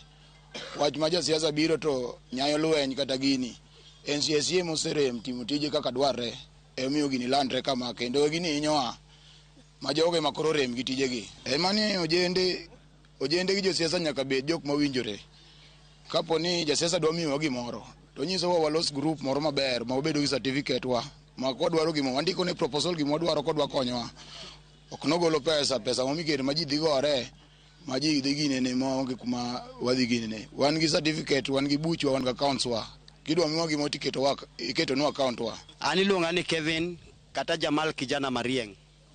En kama ne jok mawinjo wa josiasa magolo hate speech owerego nikech this time round wawuok oko to kwadwaro weche mang'eny. Takwayo jatend piny William Ruto mondo ng'iyane mondo wuo gi jotelo mochung' ne jok magolo hate speech ka owerego sani warie kama tek to wan kaka jo party mar ODM mabende en tam ni 2 term awacho kama wadwaro ni mondo kik ti kodwa e yore marach oti kodwa e yo maber kendo kik ti kodwa e yor miwa pesa wan pesa bumiwa siling 1,500 ok dhi konyowa mano dwani mondo hate speech orum tiuru kodwa maber yudo ko ng'ato wuok ogol gi 500 sidhi negi ne 500 ni kata chiegi kia kumidhi kora ana kwayo kuom ng'wono ne josiasa duto sana ma Siaya County adwan mondo kony yudhegi wetiyo gi yudhegi kuomo gi okinyi gi gari gokinyi koduogo to duogo kotho. Siaya kotudore koda thuon wacha ma watwak odiochieng' ma kawuono ka bende gin bende korka korgi giwacho ni owinjo bed ni ok ti kod rawere yo ma ok ni kare wach ka komiyi kata pesa moro matin ni tim godo gimoro to pesano be ok nyal kata konyi alanda kaluwore en pesa minyalo kata chamo mana sechego kende to rumo to kendo kiny idok mane thagruok omiyo rawere bende owinjo bed ni bedo mariek ahinya ka wadhi mbele koda twak marwa e studio kae uwinjo kanyo ka wasewinjo pach jopiny e kaunti ma Kisumu kaachiel kod kaunti mano ma Siaya kudore kod thuon wach mwatwake to nitiere rawera moro e kaunti mano ma Kisumu ma bende okelo point moro makare ahinya wechego mago mag kata yor lony manyasani mar tudruok wechego mago mag social media adwa nachak kodi Cynthia ere kaka inyalo ga social media mar mondo mi kik ti godo e yo ahinya nyayo siasa mar Athuwe nikech kuom ranyisi wacho kanyo ni seche moko ji odhi e rally moro to yudo ka jasiasa moro e loso to wacho ino ka rowere seche moko ne orekod gi simbe to ino ka seche moko dhi bang'e to ng'ade kama seche moko ng'ato ne wacho weche maricho cha kende emokete social media kacha ere kaka inyalo ti kod social media inyato kod rowere mar mondo mi seche moko ng'ato koyudo content moro ma en mano mathuo oganda kata mano ma siayo oganda to in kaka rawera mokwongo kiposte to kiyude kacha be okishare mar mondo mi koro gino landre ahinya manyalo keto piny Kenya kamarach. Cynthia mondo mi wakonyre wach mar social media nikech social media ema osenyayo wach mar hate speech ni mang'eny moloyo gimoro amora inyalo yudo kata ni sama gimoro timore awach ni jatelo moro otho kumoro wachno ilande social media without even verification koro awacho ni social media platform owinjo bed ni bedo monitored owinjo wa create some agency in Kenya ma monitor kaka jitiyo gi social media platforms TikTok, Facebook sana mano e kuma ji selga propaganda ahinya koro ne jok matiyo bende gi TikTok wabed gi that idea mar we stop what is going on. How do we stop it? Kikwa like, kikwa share, kikwa post weche moko makelo gik mapogo oganda wa mag Kenya. So we should advocate for posting things that bring unity to the Kenyans. Koro social media should be monitored and it should take an immediate action. Ngamo winjo bed ni counting mano mar monitoring kanyo. Kose monitoring inyalo monitor kose ng'ate mobeda ko share wach ni an ka keyo gini to seche moko ok nyal dhi e yo makare. Wabi kur ka kori in James. Erokamano Joyce kendo. E wach keyo hate speech. Samoro gigi kaka one citizens wawegi. Wamiyo gi nyayo weche ma samoro ok onego gikel. Omiyo awacho chien kacha ni there is that aspect of citizen responsibility. Ka winjo gimoro ma ok odhi kare, as a citizen it is better to report it than simply forwarding it or sharing it to other people. And again, samoro wabedo gi paro mar amplifying.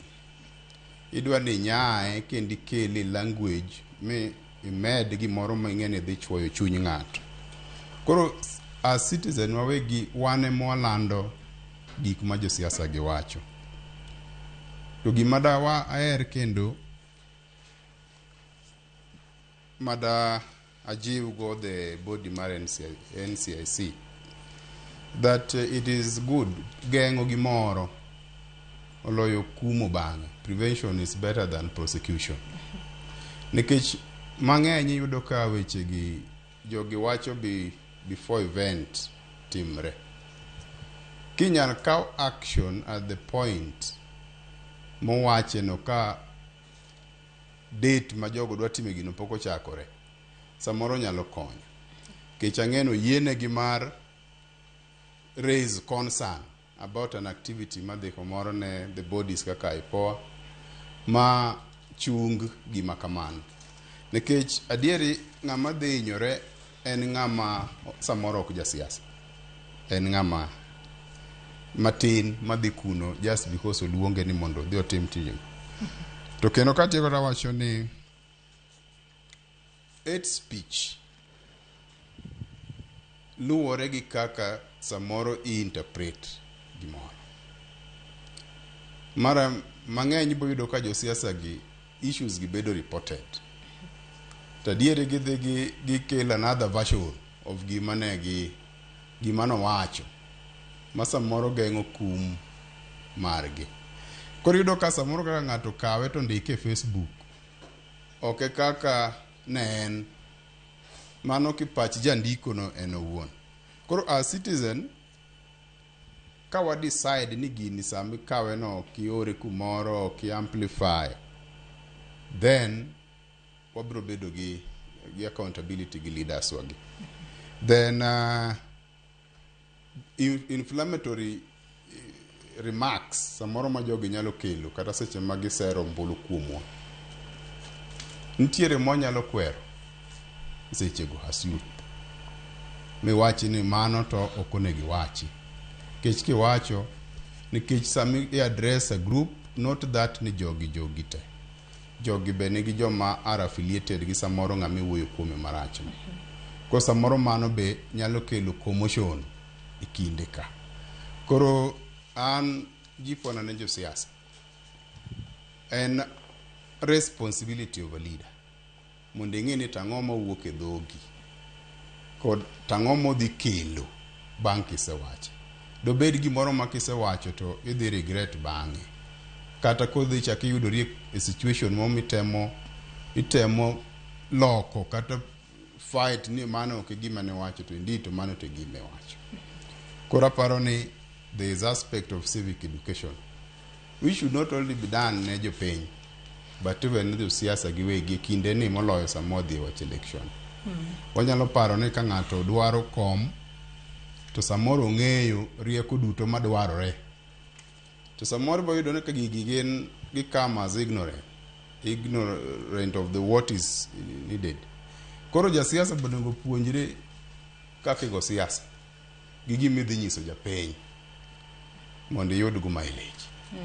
Erokamano. Maurice, in korka kori, akani wechego mago mag social media, bedi nitiere kaka inyalo gagi kata nitiere kaka rawere nyalo bedo ng'ala mambele, maneno ni ok gi chwalo kata ok gi sambaza ahinya wechego manyalo kelo Athuwa e pacho kae. Okay, erokamano Joyce. Waduok gi penjo moro kane ane primary. Ne bedo ka question 86 or 87 e CRE. Ni iwuok idhi school to iromo gi ikwanyo sling 50. Ibro tere school kata ibro tere ka police station. Koro ng'eni do ka siasa ka. I said on social media, my daily bread I do through social media. Jasiasa ok dhi ka tich, ok odhi miya chiemo. Koro it will ka maybe gimi wacho marach no, inyalo loso nago pesa. Me I'll utilize it. Iwinjo. To ka en gima ok nyalo loso na pesa, I will ignore it for my personal gain. To be gini iyudo ka wacho ni nyathi koneno gimoro kapod tin kobedo maduong' gima noneno ka ng'ama duong' kata baba gi timo cha ema biro timo. Ka koro jotendwa gi ema yanyre. Let me just give this example. Nitie seche moko mane Methu gi Oscar Sudi ne yanyre rando gido ng'ato text e media kodo ka gigore ka. Koro mien nyimbe ka gineno kamano jok ma dhawo gino wuon ito kedwa report gi kaka ga. Koro gini en mani it is upon us to utilize social media maber, lakini jok tendwa go be nyaka bede ong'ayo moro maber mar wacho gik ma ging'e ni nyalo kelo kwe kindgi wuon kata kind oganda. Ok de wachi mo marach na protect winjo. To be social media osekonyo ji mang'eny. Iyudo ka for example last Sunday women aspirant Mangela nolal kode kata negiyudo situation marach kata matek. Koro through social media nokelo publicity mong'e ni jogi onge. Koro ka seche moko nitie ka social media konyo to nego be ni watiyo kode maber. To social media osekelo matho e kindwa. You know the late Albert Ojwang, it was abducted through social media pale. Koro ka gigi te timre nikech poor usage of social media. Koro social media regulation authority onego be ni donjre kod kaka onego be ni gigi bedo utilized. Winjo. From both classes across all classes. Okonego be ni nitie jok ma koyenye media ting'uono negi, nitie jok moko maka otimo wacho gimo marach kata okelo hate speech e media imako. Koro magi mondo be ni dhia cross mondo mi oket fairness amongst people. Koro wambe koro lure kaka ni generation mo sana ni mar Gen Z ni okay generation ma you can just wake up and play with. We can do anything. You know the work systems mar government, you don't have to work system mar government mar serikal ni wadwaro billion 40 kwa goal wacha retrieve back. Koro lure kaka treat social media ka. Koro let us just utilize social media appropriately mondo mi kikwanya lweny kata pogruok e kindwa ka joma tindo. Yeah, to wanyalo utilize it mondo mi wa promote ourselves. Ka in gi biashara ni moro, use it appropriately. Kidwa promote something, use it. But kidwa keto gimoro ni dwa pogo jo Kikuyu kata jo Kisii, mage bosses wa. Koro mene kise the yan boss ni, odhi konya it is onge timenade. Onge tiende kelo jaluo e kani ke jog yanyo ani wan jok ma uju wuoro, waerore wan wuon, siji what. Koro akwa mana youths mondo wabeda position mar watiki social media platforms appropriately. Asante. Korka korienjal. Social media kaka nene social media oken shida. Shida en gima japiny oseng'iyogo. To seche mora ma wadwa loko kaka gimoro tiyo, ntie the realistic and the ideological. Ideology could be good, but it cannot work for the reality of the ground. Adwa imagine ni wawoke gwenge mopogre kata kwa woke gwenge achiel kamoro achiel ni wan Luos, but nitie ja Siaka to nitie ja Homa Bay. Kata i Homa Bay kanyo wawach ni wok Kanyada to wach ni miyo moro oyud kokwelo to wach ni miyo moro lemo. Kaka dhano mibogombo neno en michwado no kwelo cha okibodwa dhi manyo malemo no. So mano is how we have been made as human beings. And I don't think Kamano is something we can... That is an adrenaline issue, and we cannot now start fixing the human brain. And Adwa Wachawachani, social media is playing a role, but it is not the major cause of hate speech. Hate speech chakre ka an gi... Okay, major role. Okonya wawach nango ekeye. Okay. And it is a medium. Inano kata chon, kata time the magazines were so much. Kila gokinyi, ichio iding your gazette. The only way the magazine of that day would sell and cut the headline is something that is controversial. Tokata sani sama wanera mugikai. the only way makata wawach ni kipindi ni nyalo dhi kamoro and seche moko ka there is a title that is eye catching, to mano is already how the human brain is. Egimo me awacho ni this one to ena a medium that is helping to spread, lakini aparo ni kila ngato osuso dumbe konde. Kineno ni okidwa hate speech mantie e social media, block those accounts, report those accounts. Nikech hate speech makoro wane no sanene, the same person mwanyalo wacho ni is spreading hate speech osetimo bua bet aware ni Ndindi Nyoro kata Babu Owino kata the president himself said what at what time. And another thing madwa wacho makikuwi will go and ni NCIC, I feel the major issue ma omo hate speech and ethnical violence en gimora chiel en gorwok mar rawera kod joma dongo, which NCIC as a body has really tried to bring up intergenerational dialogues. Makata Raila Amolo Odinga, before he died, requested Kenyans to participate in it. Lakini the stubborn nature of a human being, most of the time why you don't need okwatim gik moko nikech we are looking for a solution. We are looking for another problem. Mane gimomio hate speech is still present. Nikech debed ni it is social media. The same social media we have people like myself, and I want to imagine that the people who are here, we are talking about against hate speech. And Mogik, hate speech cannot be there if we are dealing with ideologies. If we say the manifesto is ideology based on hate speech, Nikech and I think get on darani from car to culture.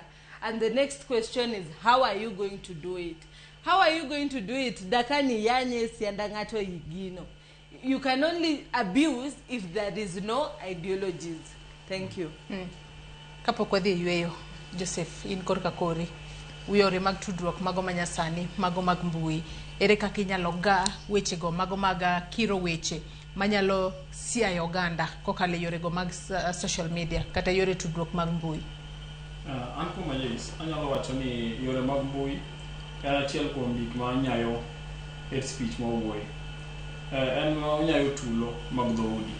Nikech iyudo ka seche moko aneno gimoro ma okatieko ng'acho dhi to keto clip mak parono gi kanyo mosainya nitiere mak parono gi kanyo adwa nasoma ne moko kuom ote manya kwara mugi ajwang chwalo no kokalo yore waduto te mago mag tudo kapok wadhi e yweyo madundo gi sani ote makamago wasomo gi achiel kachiel mar mondo mi wawinjane pach joneno magwa kamora mora magintiere odiochieng' makawuono chaka kanyo kod ote mano mar Engineer Lazaro Kanyambo ng'isa kae ni wan jopiny wan ema waricho. Josiasa osomo psychology marwa kendo gikuonga gidivide wa into different affiliate groups. Kaito trigger emotions ma gima all politicians timo. Odhimele kwacho ni then very unfortunate samakoro one side play victim and jasiasa maweyo his area of jurisdictions katimo inspections ne development record mar location mag jowadu. Wacho ni kuong i-display your development track record mondo jopiny one kabera mondo winj advice mari nikech kaponi i-fail terribly to idhi advice jomoko to mano koro nyalo bedo treated with a lot of cautiousness. Chiko oyiena everyone campaign and visit every corner of the nation. Ngamaloro ne jowadgi area moro mano bridging the law. Jatelo mabende dhi limo areas mag jowadgi koting'o goons kod incite emotions through vulgar language bende breach the peace. We can't get peace by demanding for selective justice. Both sides traded rhetoric utterances well before the actual bloody confrontation. Tikodu gi josiasa lokuru pachu. Janeno machielo bende saka ni penjo ne jomasiro sirikal ng'ama nigi instrument mar thiro njore Mano penjo maliwa ahinya. Pito Tieno bende wacho ni onego wang'e pogo goons kod supporters. Goons ne nitie are chon, mak mana ni kit richo magitimo ema koro osebedo mopogore kendo bedo mar njore. Mano Pito Tieno. Awacho ka ni goons gin jok ma josiasa tiyogo kaka private security personnel. They purport to offer security to leaders but instead terrorize the public during rallies. Setho Chanda bende wacho ni one term means end to corruption, end to violation of law, end to nepotistic and tribal appointments, end to perennial lies, end to legalized police brutality, freedom of institutions, the dignity of our nation financially, and many more. One term is unstoppable. Mano Setho Chanda entiere Homa Bay. Ochieng' Ogalo bende ng'isa ka ni en Ochieng' Ogalo wuod Nyatike. Ong'isa ka ni ere kaka imako jomatindo to jotelo malando dhao kendo masiayo tulo tok maki. Jotend ODM owachnwa weche mag luor ka gidwaro mondo Ruto odog e tam mar 2 to giwach weche mabeyo. Mago moko kuom ote manyakora muge jwang cholo no kokalo yero aditote mago mag tudruok. Adwano kaw mana yweyo madundo gi sani ka waduogo to waduogo e tielo mogik mar twak marwa. Kik idhi mabor.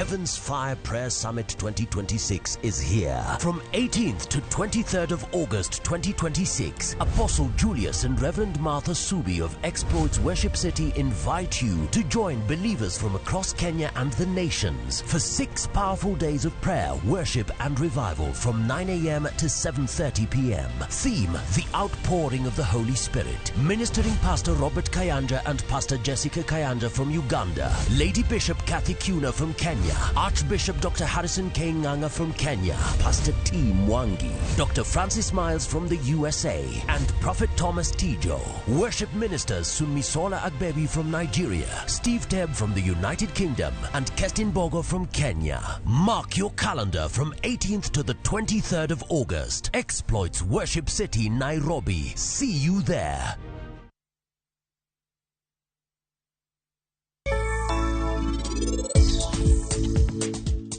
Akwayi ni mondo irit pari. Akwayi. Sanju, nitie mana gimoro achiel madakwayi. Akwayi ni kiyie tiaye wach mar kawo ting' pari. Ayie Nyasacha, en wach maber ahinya. Aneno ka such pari olokre kamae. To madhi kelo pogruok maduong' ahinya e kind pari to gi niti.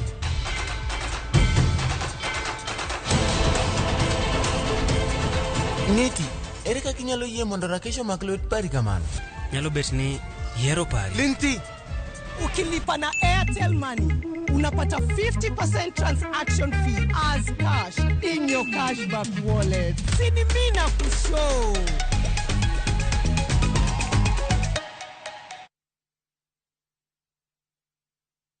Na kondo ni anepatuani. Adele, kara ini misebedo kichando ina mkai. Ikelo no masira ina mka. Bonde mumi wasuwa. Gero. Imediga go bonde. Na sini kamoro kia de chiel. Kosi mise. Yani nyako ni emomiyo yewa iwango kuro. Bwana ochuno nyako wangi. Ma onge gima dango atim. Chike mowacho.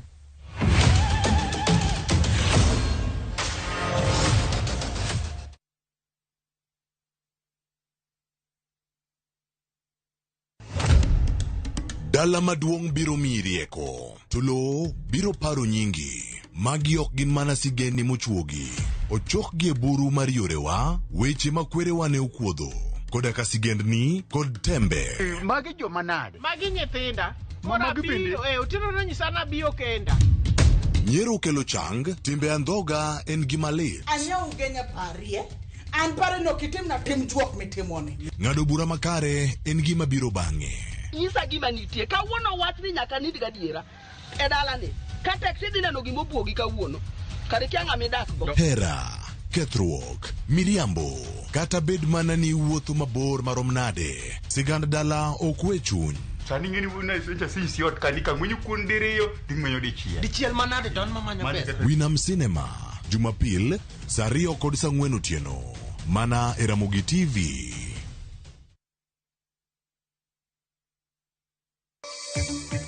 Duol mar IEBC ogolo lai madhi tayo chenro motelo ne yiero maduong' mar higa 2027.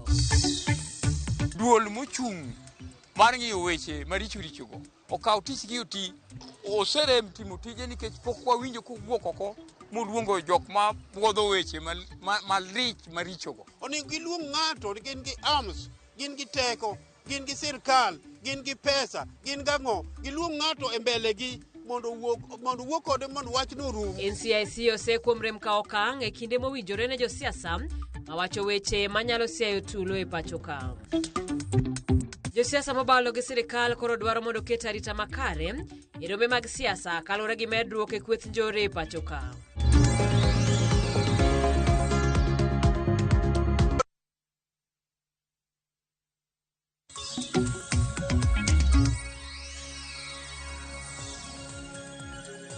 Telo mogik e twak maro e chenro mar duond rawere Mbaka Oromo odiochieng' ma kawuono kapok wadhi mbele kod twak maro e studio ka dago mar mondo mi wawinjane kaka jopiny e kaunti ma Migori nogolo pachgi kotudore kod thuon wach mwatwake.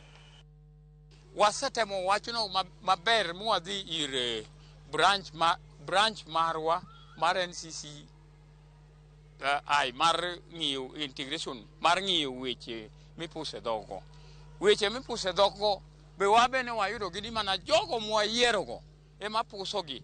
Kuom ranyisi nywa winjo wach kuom jowariyo ma jotelo giwacho weche ma wan to dwa gombo kaka jobunge ni dwa sewinjo ni omakgi kata dwa sewinjo ni duol mochung' mar ng'iyo weche maricho richogo okaw tichgi oti oserem timo tije nikech pok wawinjo kowuok oko moluongo jok ma puodho weche malich marichogo. Koro waneno ni orem timo tije to ko winjo wachwani to yie owuogi kata ka ok owinjo to yie oluong jogo kaka chik wacho mondo tergi kumitirogie. Gin jomo kan gi jogo menyiche wayiero kendo gitimo a lot of damage. Nyocha gitimo much more damage in Homa Bay ma wan be wabuok.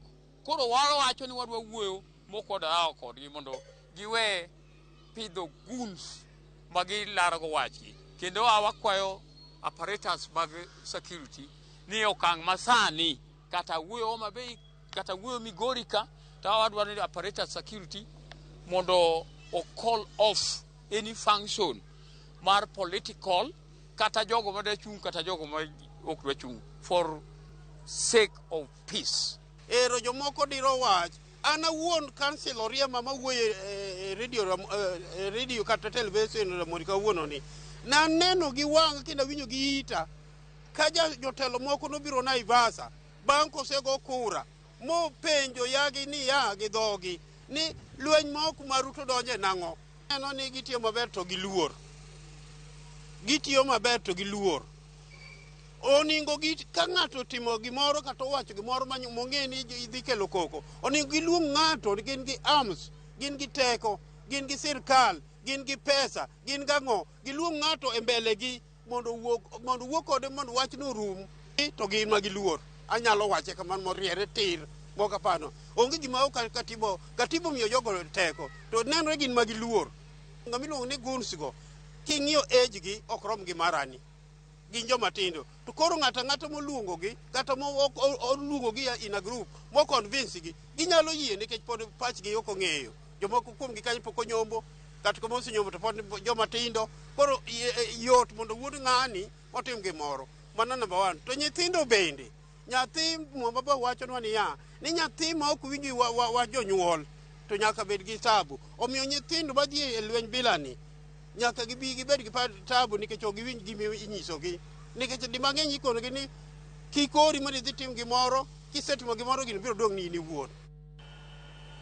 Mago pach jodak e kaunti mano ma Migori kotudore kod wechego mago mag kwedo weche manyalo kelo athuwa kata manyalo siayo oganda e kelo tulo e pacho kae. Ang'eni kapok wadhi mbele ahinya waga bedo kod chochni weche mag tudruok kod Joseph e kinde mane dhi mbele kod lero kaka inyalo tiyo kod wechego mago mag mbui kata tudruok e yor lony manyasani en ni ok oke ahinya wechego mag Athuwe kata hate speech. Kinyalo dhi mbele. Gima awacho ni weche mag mbui gin gik ma nyayo hate speech man godo kata weche mag Athuwe mag dhoudi. Iyudo ka seche moko joma keyo gigi iyudo ka seche moko odhi omako video kata wach mane jatelo moro bedo ka wacho to ok omakete, omako mana kama thin kaka nusa wacho, omako mana kama thin mana manyalo kelo dhawo. Koro kaka wan kata kaka joma nie TikTok onego joma chal kamago report account gi, iwinjo, then government beketo gi ma joma monitor such accounts, such nini kaka FB, TikTok, bondo gik machalo kik nyakoko. Then gima chielo manyalo wacho bende ne jotendwa, mana kaka president bende koyiene wacho dhogi e public, bende kaka jotelo ma wan godo moritowa from counties onego bende gimbe kende gi chik moro ni ok oyienegi wacho dhogi kapono ne gi hold a public rally. Nikech iyudo ka seche moko ng'at mawuok governor ma Siaya kata governor ma Bay kata ma Migori ochung' wacho dhogi, idhiro ka jodhok machielo koko lokne to bondo kawo time, bondo lok bro kawo time mang'eny bondo timo bondo loki. Seche moko be kolok to nyalo wacho ni oloke e yo ma ok ni kare. Oloke e yo makare. Koro gima wacho kaka ineno chik cha tiyo kuom ker, bende aka chik nego ti kuom jatelo moro amora moseyier. Mano temo nyiswa nang'o, jotelo moyiero nyaka be jotelo mosomo manyalo wuoyo wuoyo Kiswahili, nyalo wacho English. Kiko kaka jotelo moko mabondo wacho dhok moda chomo wach gi English no kata Kiswahili no okia, chuno wacho gi dholuo to gimacho gi dholuo ni opogore ng'acho gi winjo e broke lokoko. Koro gimo nyalo kwane jotendwa gi watem wayiere u jotelo be mosomo, iwinjo, bende makata ka wacho speech kama ji nitie wanyalo winjo kendo ok nya koko mang'eny e kuonde machielo, iwinjo. Machielo manyalo kwayo kendo wan kaka youths mapono no wan platform, such platforms nitie jom youths moko mo gin bloggers oko kawe gi jatelo moro amora bondo blog ne eno joka ni kono ndwa timo blogging, iwinjo. Koro iyudo ka seche moko wacho gik ma ng'acha noko wacho bondo ng'acho dio luonge gibede table bondo yud gimoro mochamo. We should avoid those things bondo kik wakel bende koko. Then jotendwa apani jatelo ka jatelo ne gi bloggers gi mong'eyo mochulo, temi wuo gi bloggers gi bondo we nyayo tulo, nikech iyudo ka seche moko jatelo ber poko wuoyo lakini blogger ma en godo ok aluor mar wacho. Wan gi bloggers moko FB nitiere kawacho marach nitiere blogger moro bwana wakang'e ni en ng'ano kata on jatendwa kech oketo picha mar jatendwa, iwinjo ka seche moko messages moko ndiko en wakelo Athuwe kinde seche te, iwinjo. Jatelo moko wan go mama be ma blog ne gin gikelo Athuwe. Koro nego avoid such things. Jotendwa bondo wuogi bloggers margi gindik gik moko mochomo kare, gindik gik moko makelo riwruok, ok en gima kelo dhawo seche te. Wan joka moro achiel sama Mkikuyu bedo piny gi Mkale bedo piny gi Mluya bedo piny gi Jaluo, obero wacho ni wan okale wan joluo no Kuyu, lakini santu wachieme sana chiel, mano kelo kwe moloyo. Nikech at long last wan mo blogi, wan watimo ng'oni, wan ibiro makwa, wan ibiro twewa, jatelo mo blog ne cha to yweyo wicho mkati ne madho chache, ini chamo kabije jela, iwinjo.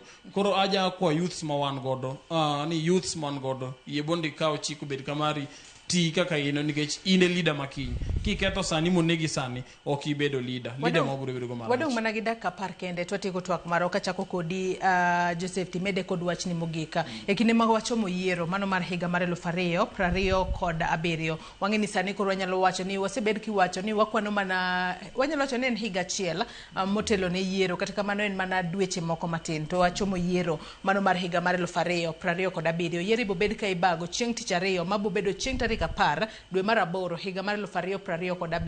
E kinde mwachomo yiero rawere nitere kod ting' mane maneno ni yiero mar higa mar 2027 obedo yiero ma e kinde makoro iyiero jatelo, ing'iyo jatelo kaluwore kod wechego kata ideologies kata policies kata manifesto ma jatelo no nitere god moken siasa mano mar akweda mar dhoudi kata siasa mar dhoudi kaka wasebedo ka waneno kagore pacho kae kaachiel kod wachni mogik. Mokwongo ne youths kwa chomo yiero gimokwongo monego wang'i agenda manga modo yiero ni godo, manifestos modo wachnwa gin mage, to ere kako dhido resources mong'iso wan, nikech jomoko nyalo ng'isi ni eno nyalo kata gero nami kor yamo, ere kako buro manage mondo los gino, iwinja. Nikech wan gi josiasa ma giwacho mo ginyal timo moingo gi, in bende kaka wan youth wan jo sani ng'eni Gen Z gin joma wigi kwanyo sana, wan gi brain wantie ka wak koro obro ng'isi ni nitie gima ok nyalre obvious obro ng'ini mane riambonwa iwinjo koro youth tiende ni wago kura ti pek ma wan godo en go kura to kisago kura tigone kura ng'at midwaro ni gigo biro timo machielo en rito kura rito telo ni obro bedo makare to wami jatelo mwayiero ni thuolo nikech thuolo manyien biro olap dhoge biro ndong kendo koro kwa wagoye oko koko timo ang'o koko nyal mane gima nyalo wacho ni youths wabed ni wago kura warite wang'iyo ni ng'ama wayiero ni bo chomo kare gi telo ma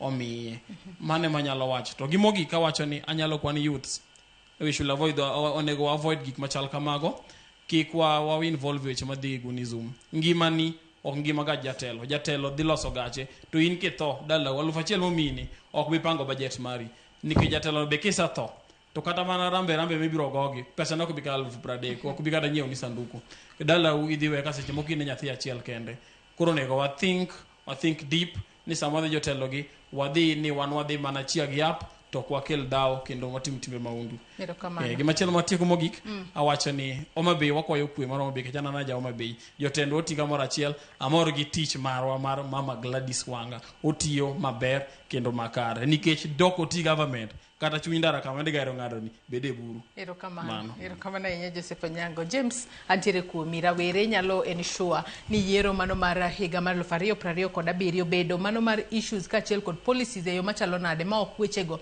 mago mag siasa mar dhoudi kata tribes magwa kachiel kod wachni mogik kawatieko. Erokamano Joyce, adwa miyo rawere yore ang'wen mapiyo momiyo nego gitim kawachomo yiero. Mokwongo wang'iya ni to gik mwachore mbui gi be gin gik makare. Let's do fast check to confirm kapok waoro gimoro manyalo kelo tulo.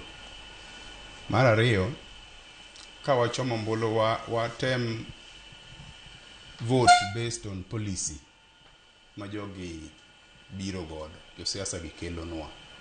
All wa welcome gi duto to wawinji ni tang'o ma gidwa ne gitimnwa tok 2027. Mar adek, gitamre kata gikwedi this regional or ethnical type of politics. Warwak ji duto mobiro selonwa ideas ma gidwa ne gitimnwa. To mogik, nikech wan gi teko matiyo gi social media, wanyalo tiyo kode also nyayo gik mabeyo mana kaka osiepna ne wacho.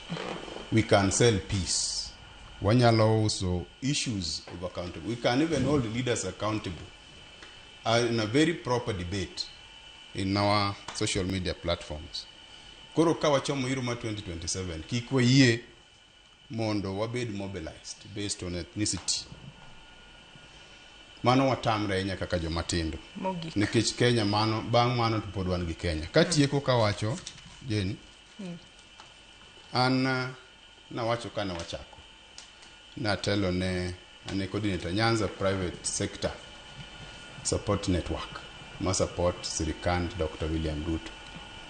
This one is being run throughout the Nyanza to ensure ni wan kaka jopuonj nikech japuonj ikinde ni japuonj in one of the Adventist schools called Kamagamba Adventist Comprehensive School. Achung ne jopuonj ma are under private sector nikech wang'iyo ka sector ma jopuonj ka osekonyore ahinya sirikal mar William Ruto. For the last 3.5 years, jopuonj maromo 100,000 osendiki. To kendo ndiko pod dhi mbele sani. Koro nyisa ni gima de tamo kaka jopuonj support dok mar William. Kamano. Akwayo kiyiena. Makegi thuolo marwe marumo. Kiyiena. Awacho also the voterization is going on. Wan kaka joluo Nyanza. Kapok waparo gima jotelo gi dhi miyowa. Wakaw thuolo mondo wa register as voters. Erokamano, makegi kanyo. Kamano. Jo wetegi time dhi ng'ado mapiyo kawatieko Morris. Erokamano Joyce kuom katieko an mana gi wach achiel ne youthwa article 83 pend chik 83 omi right mar bedo voter. Define yourself, ting'e gimidwaro as a voter. kiki yie ng'ato ti kodi e loso ngimane. Koro wabeda uru kamoro achiel mondo wa define it well, mondo mi yiero ma kochopo to make appropriate decision. To katieko na Cynthia nitie wado maduong' iluongo ni wakili David Juma, odwaro mbunge mar Kabondo Kasipul. Koro sami go pipa en jayuth wadu nikech wawuok sami go pap tikikiwe mondo mak duwe. Erokamano ya Cynthia kawatieko. Okay, kawatieko kwayo nadhi ne jatend piny Kenya. Jatend piny Kenya nigi tools mar stop goonism. Let him do what is required. Mar ariyo, NCIC luongo is not an action. We want to see action other than just calling. Number 3, youths. Youths, let's register as voters. Let's also come up and be aspirants. Nikech ka wadwaro change, ng'ama wadwa ni odhi okel change no kopogore kodwa. Koro emomiyo an kaka Cynthia achung' kaka ng'ama dwaro women rep Homa Bay County. Koro kabire pap penjani Cynthia pesa ngapi dhi tiyo godo nade? Cynthia joma nigi disabilities idhi konyo nade? Cynthia jo youth idhi konyo nade? Cynthia mine kod widows idhi konyo nade? Mondo koro uwinj agenda mag Cynthia rather than wacho ni Cynthia en ja one term. Mogik Homa Bay waduogo. Kaka jolinda mwananchi wabiro Homa Bay and we demand peace as we come because it is our democratic right. We are coming back. Erokamano ahinya. Enjo kawatieko. Mogik an adwa paro ni youth nitie gima iluongo ni NYC mochung' ni National Youth Council. En od bura kata migao mochung' ni gik yudhe. To kaka an kae ni adwa ng'isi ni there is an election going on. To the voter registration is online and all that. Asauni ane team mar ng'ama iluongo ni Barrister Agumba Taya, Ward Sakwa. Another thing, and Siaya Parliament, Youth Parliament, we have a program in game tomorrow, Jiteman Siaya, please avail yourself. Ya mwisho, allow me say hi to my mom. Aya, mapio mapio. Mama wa Elizabeth Onyango, thank you for this opportunity.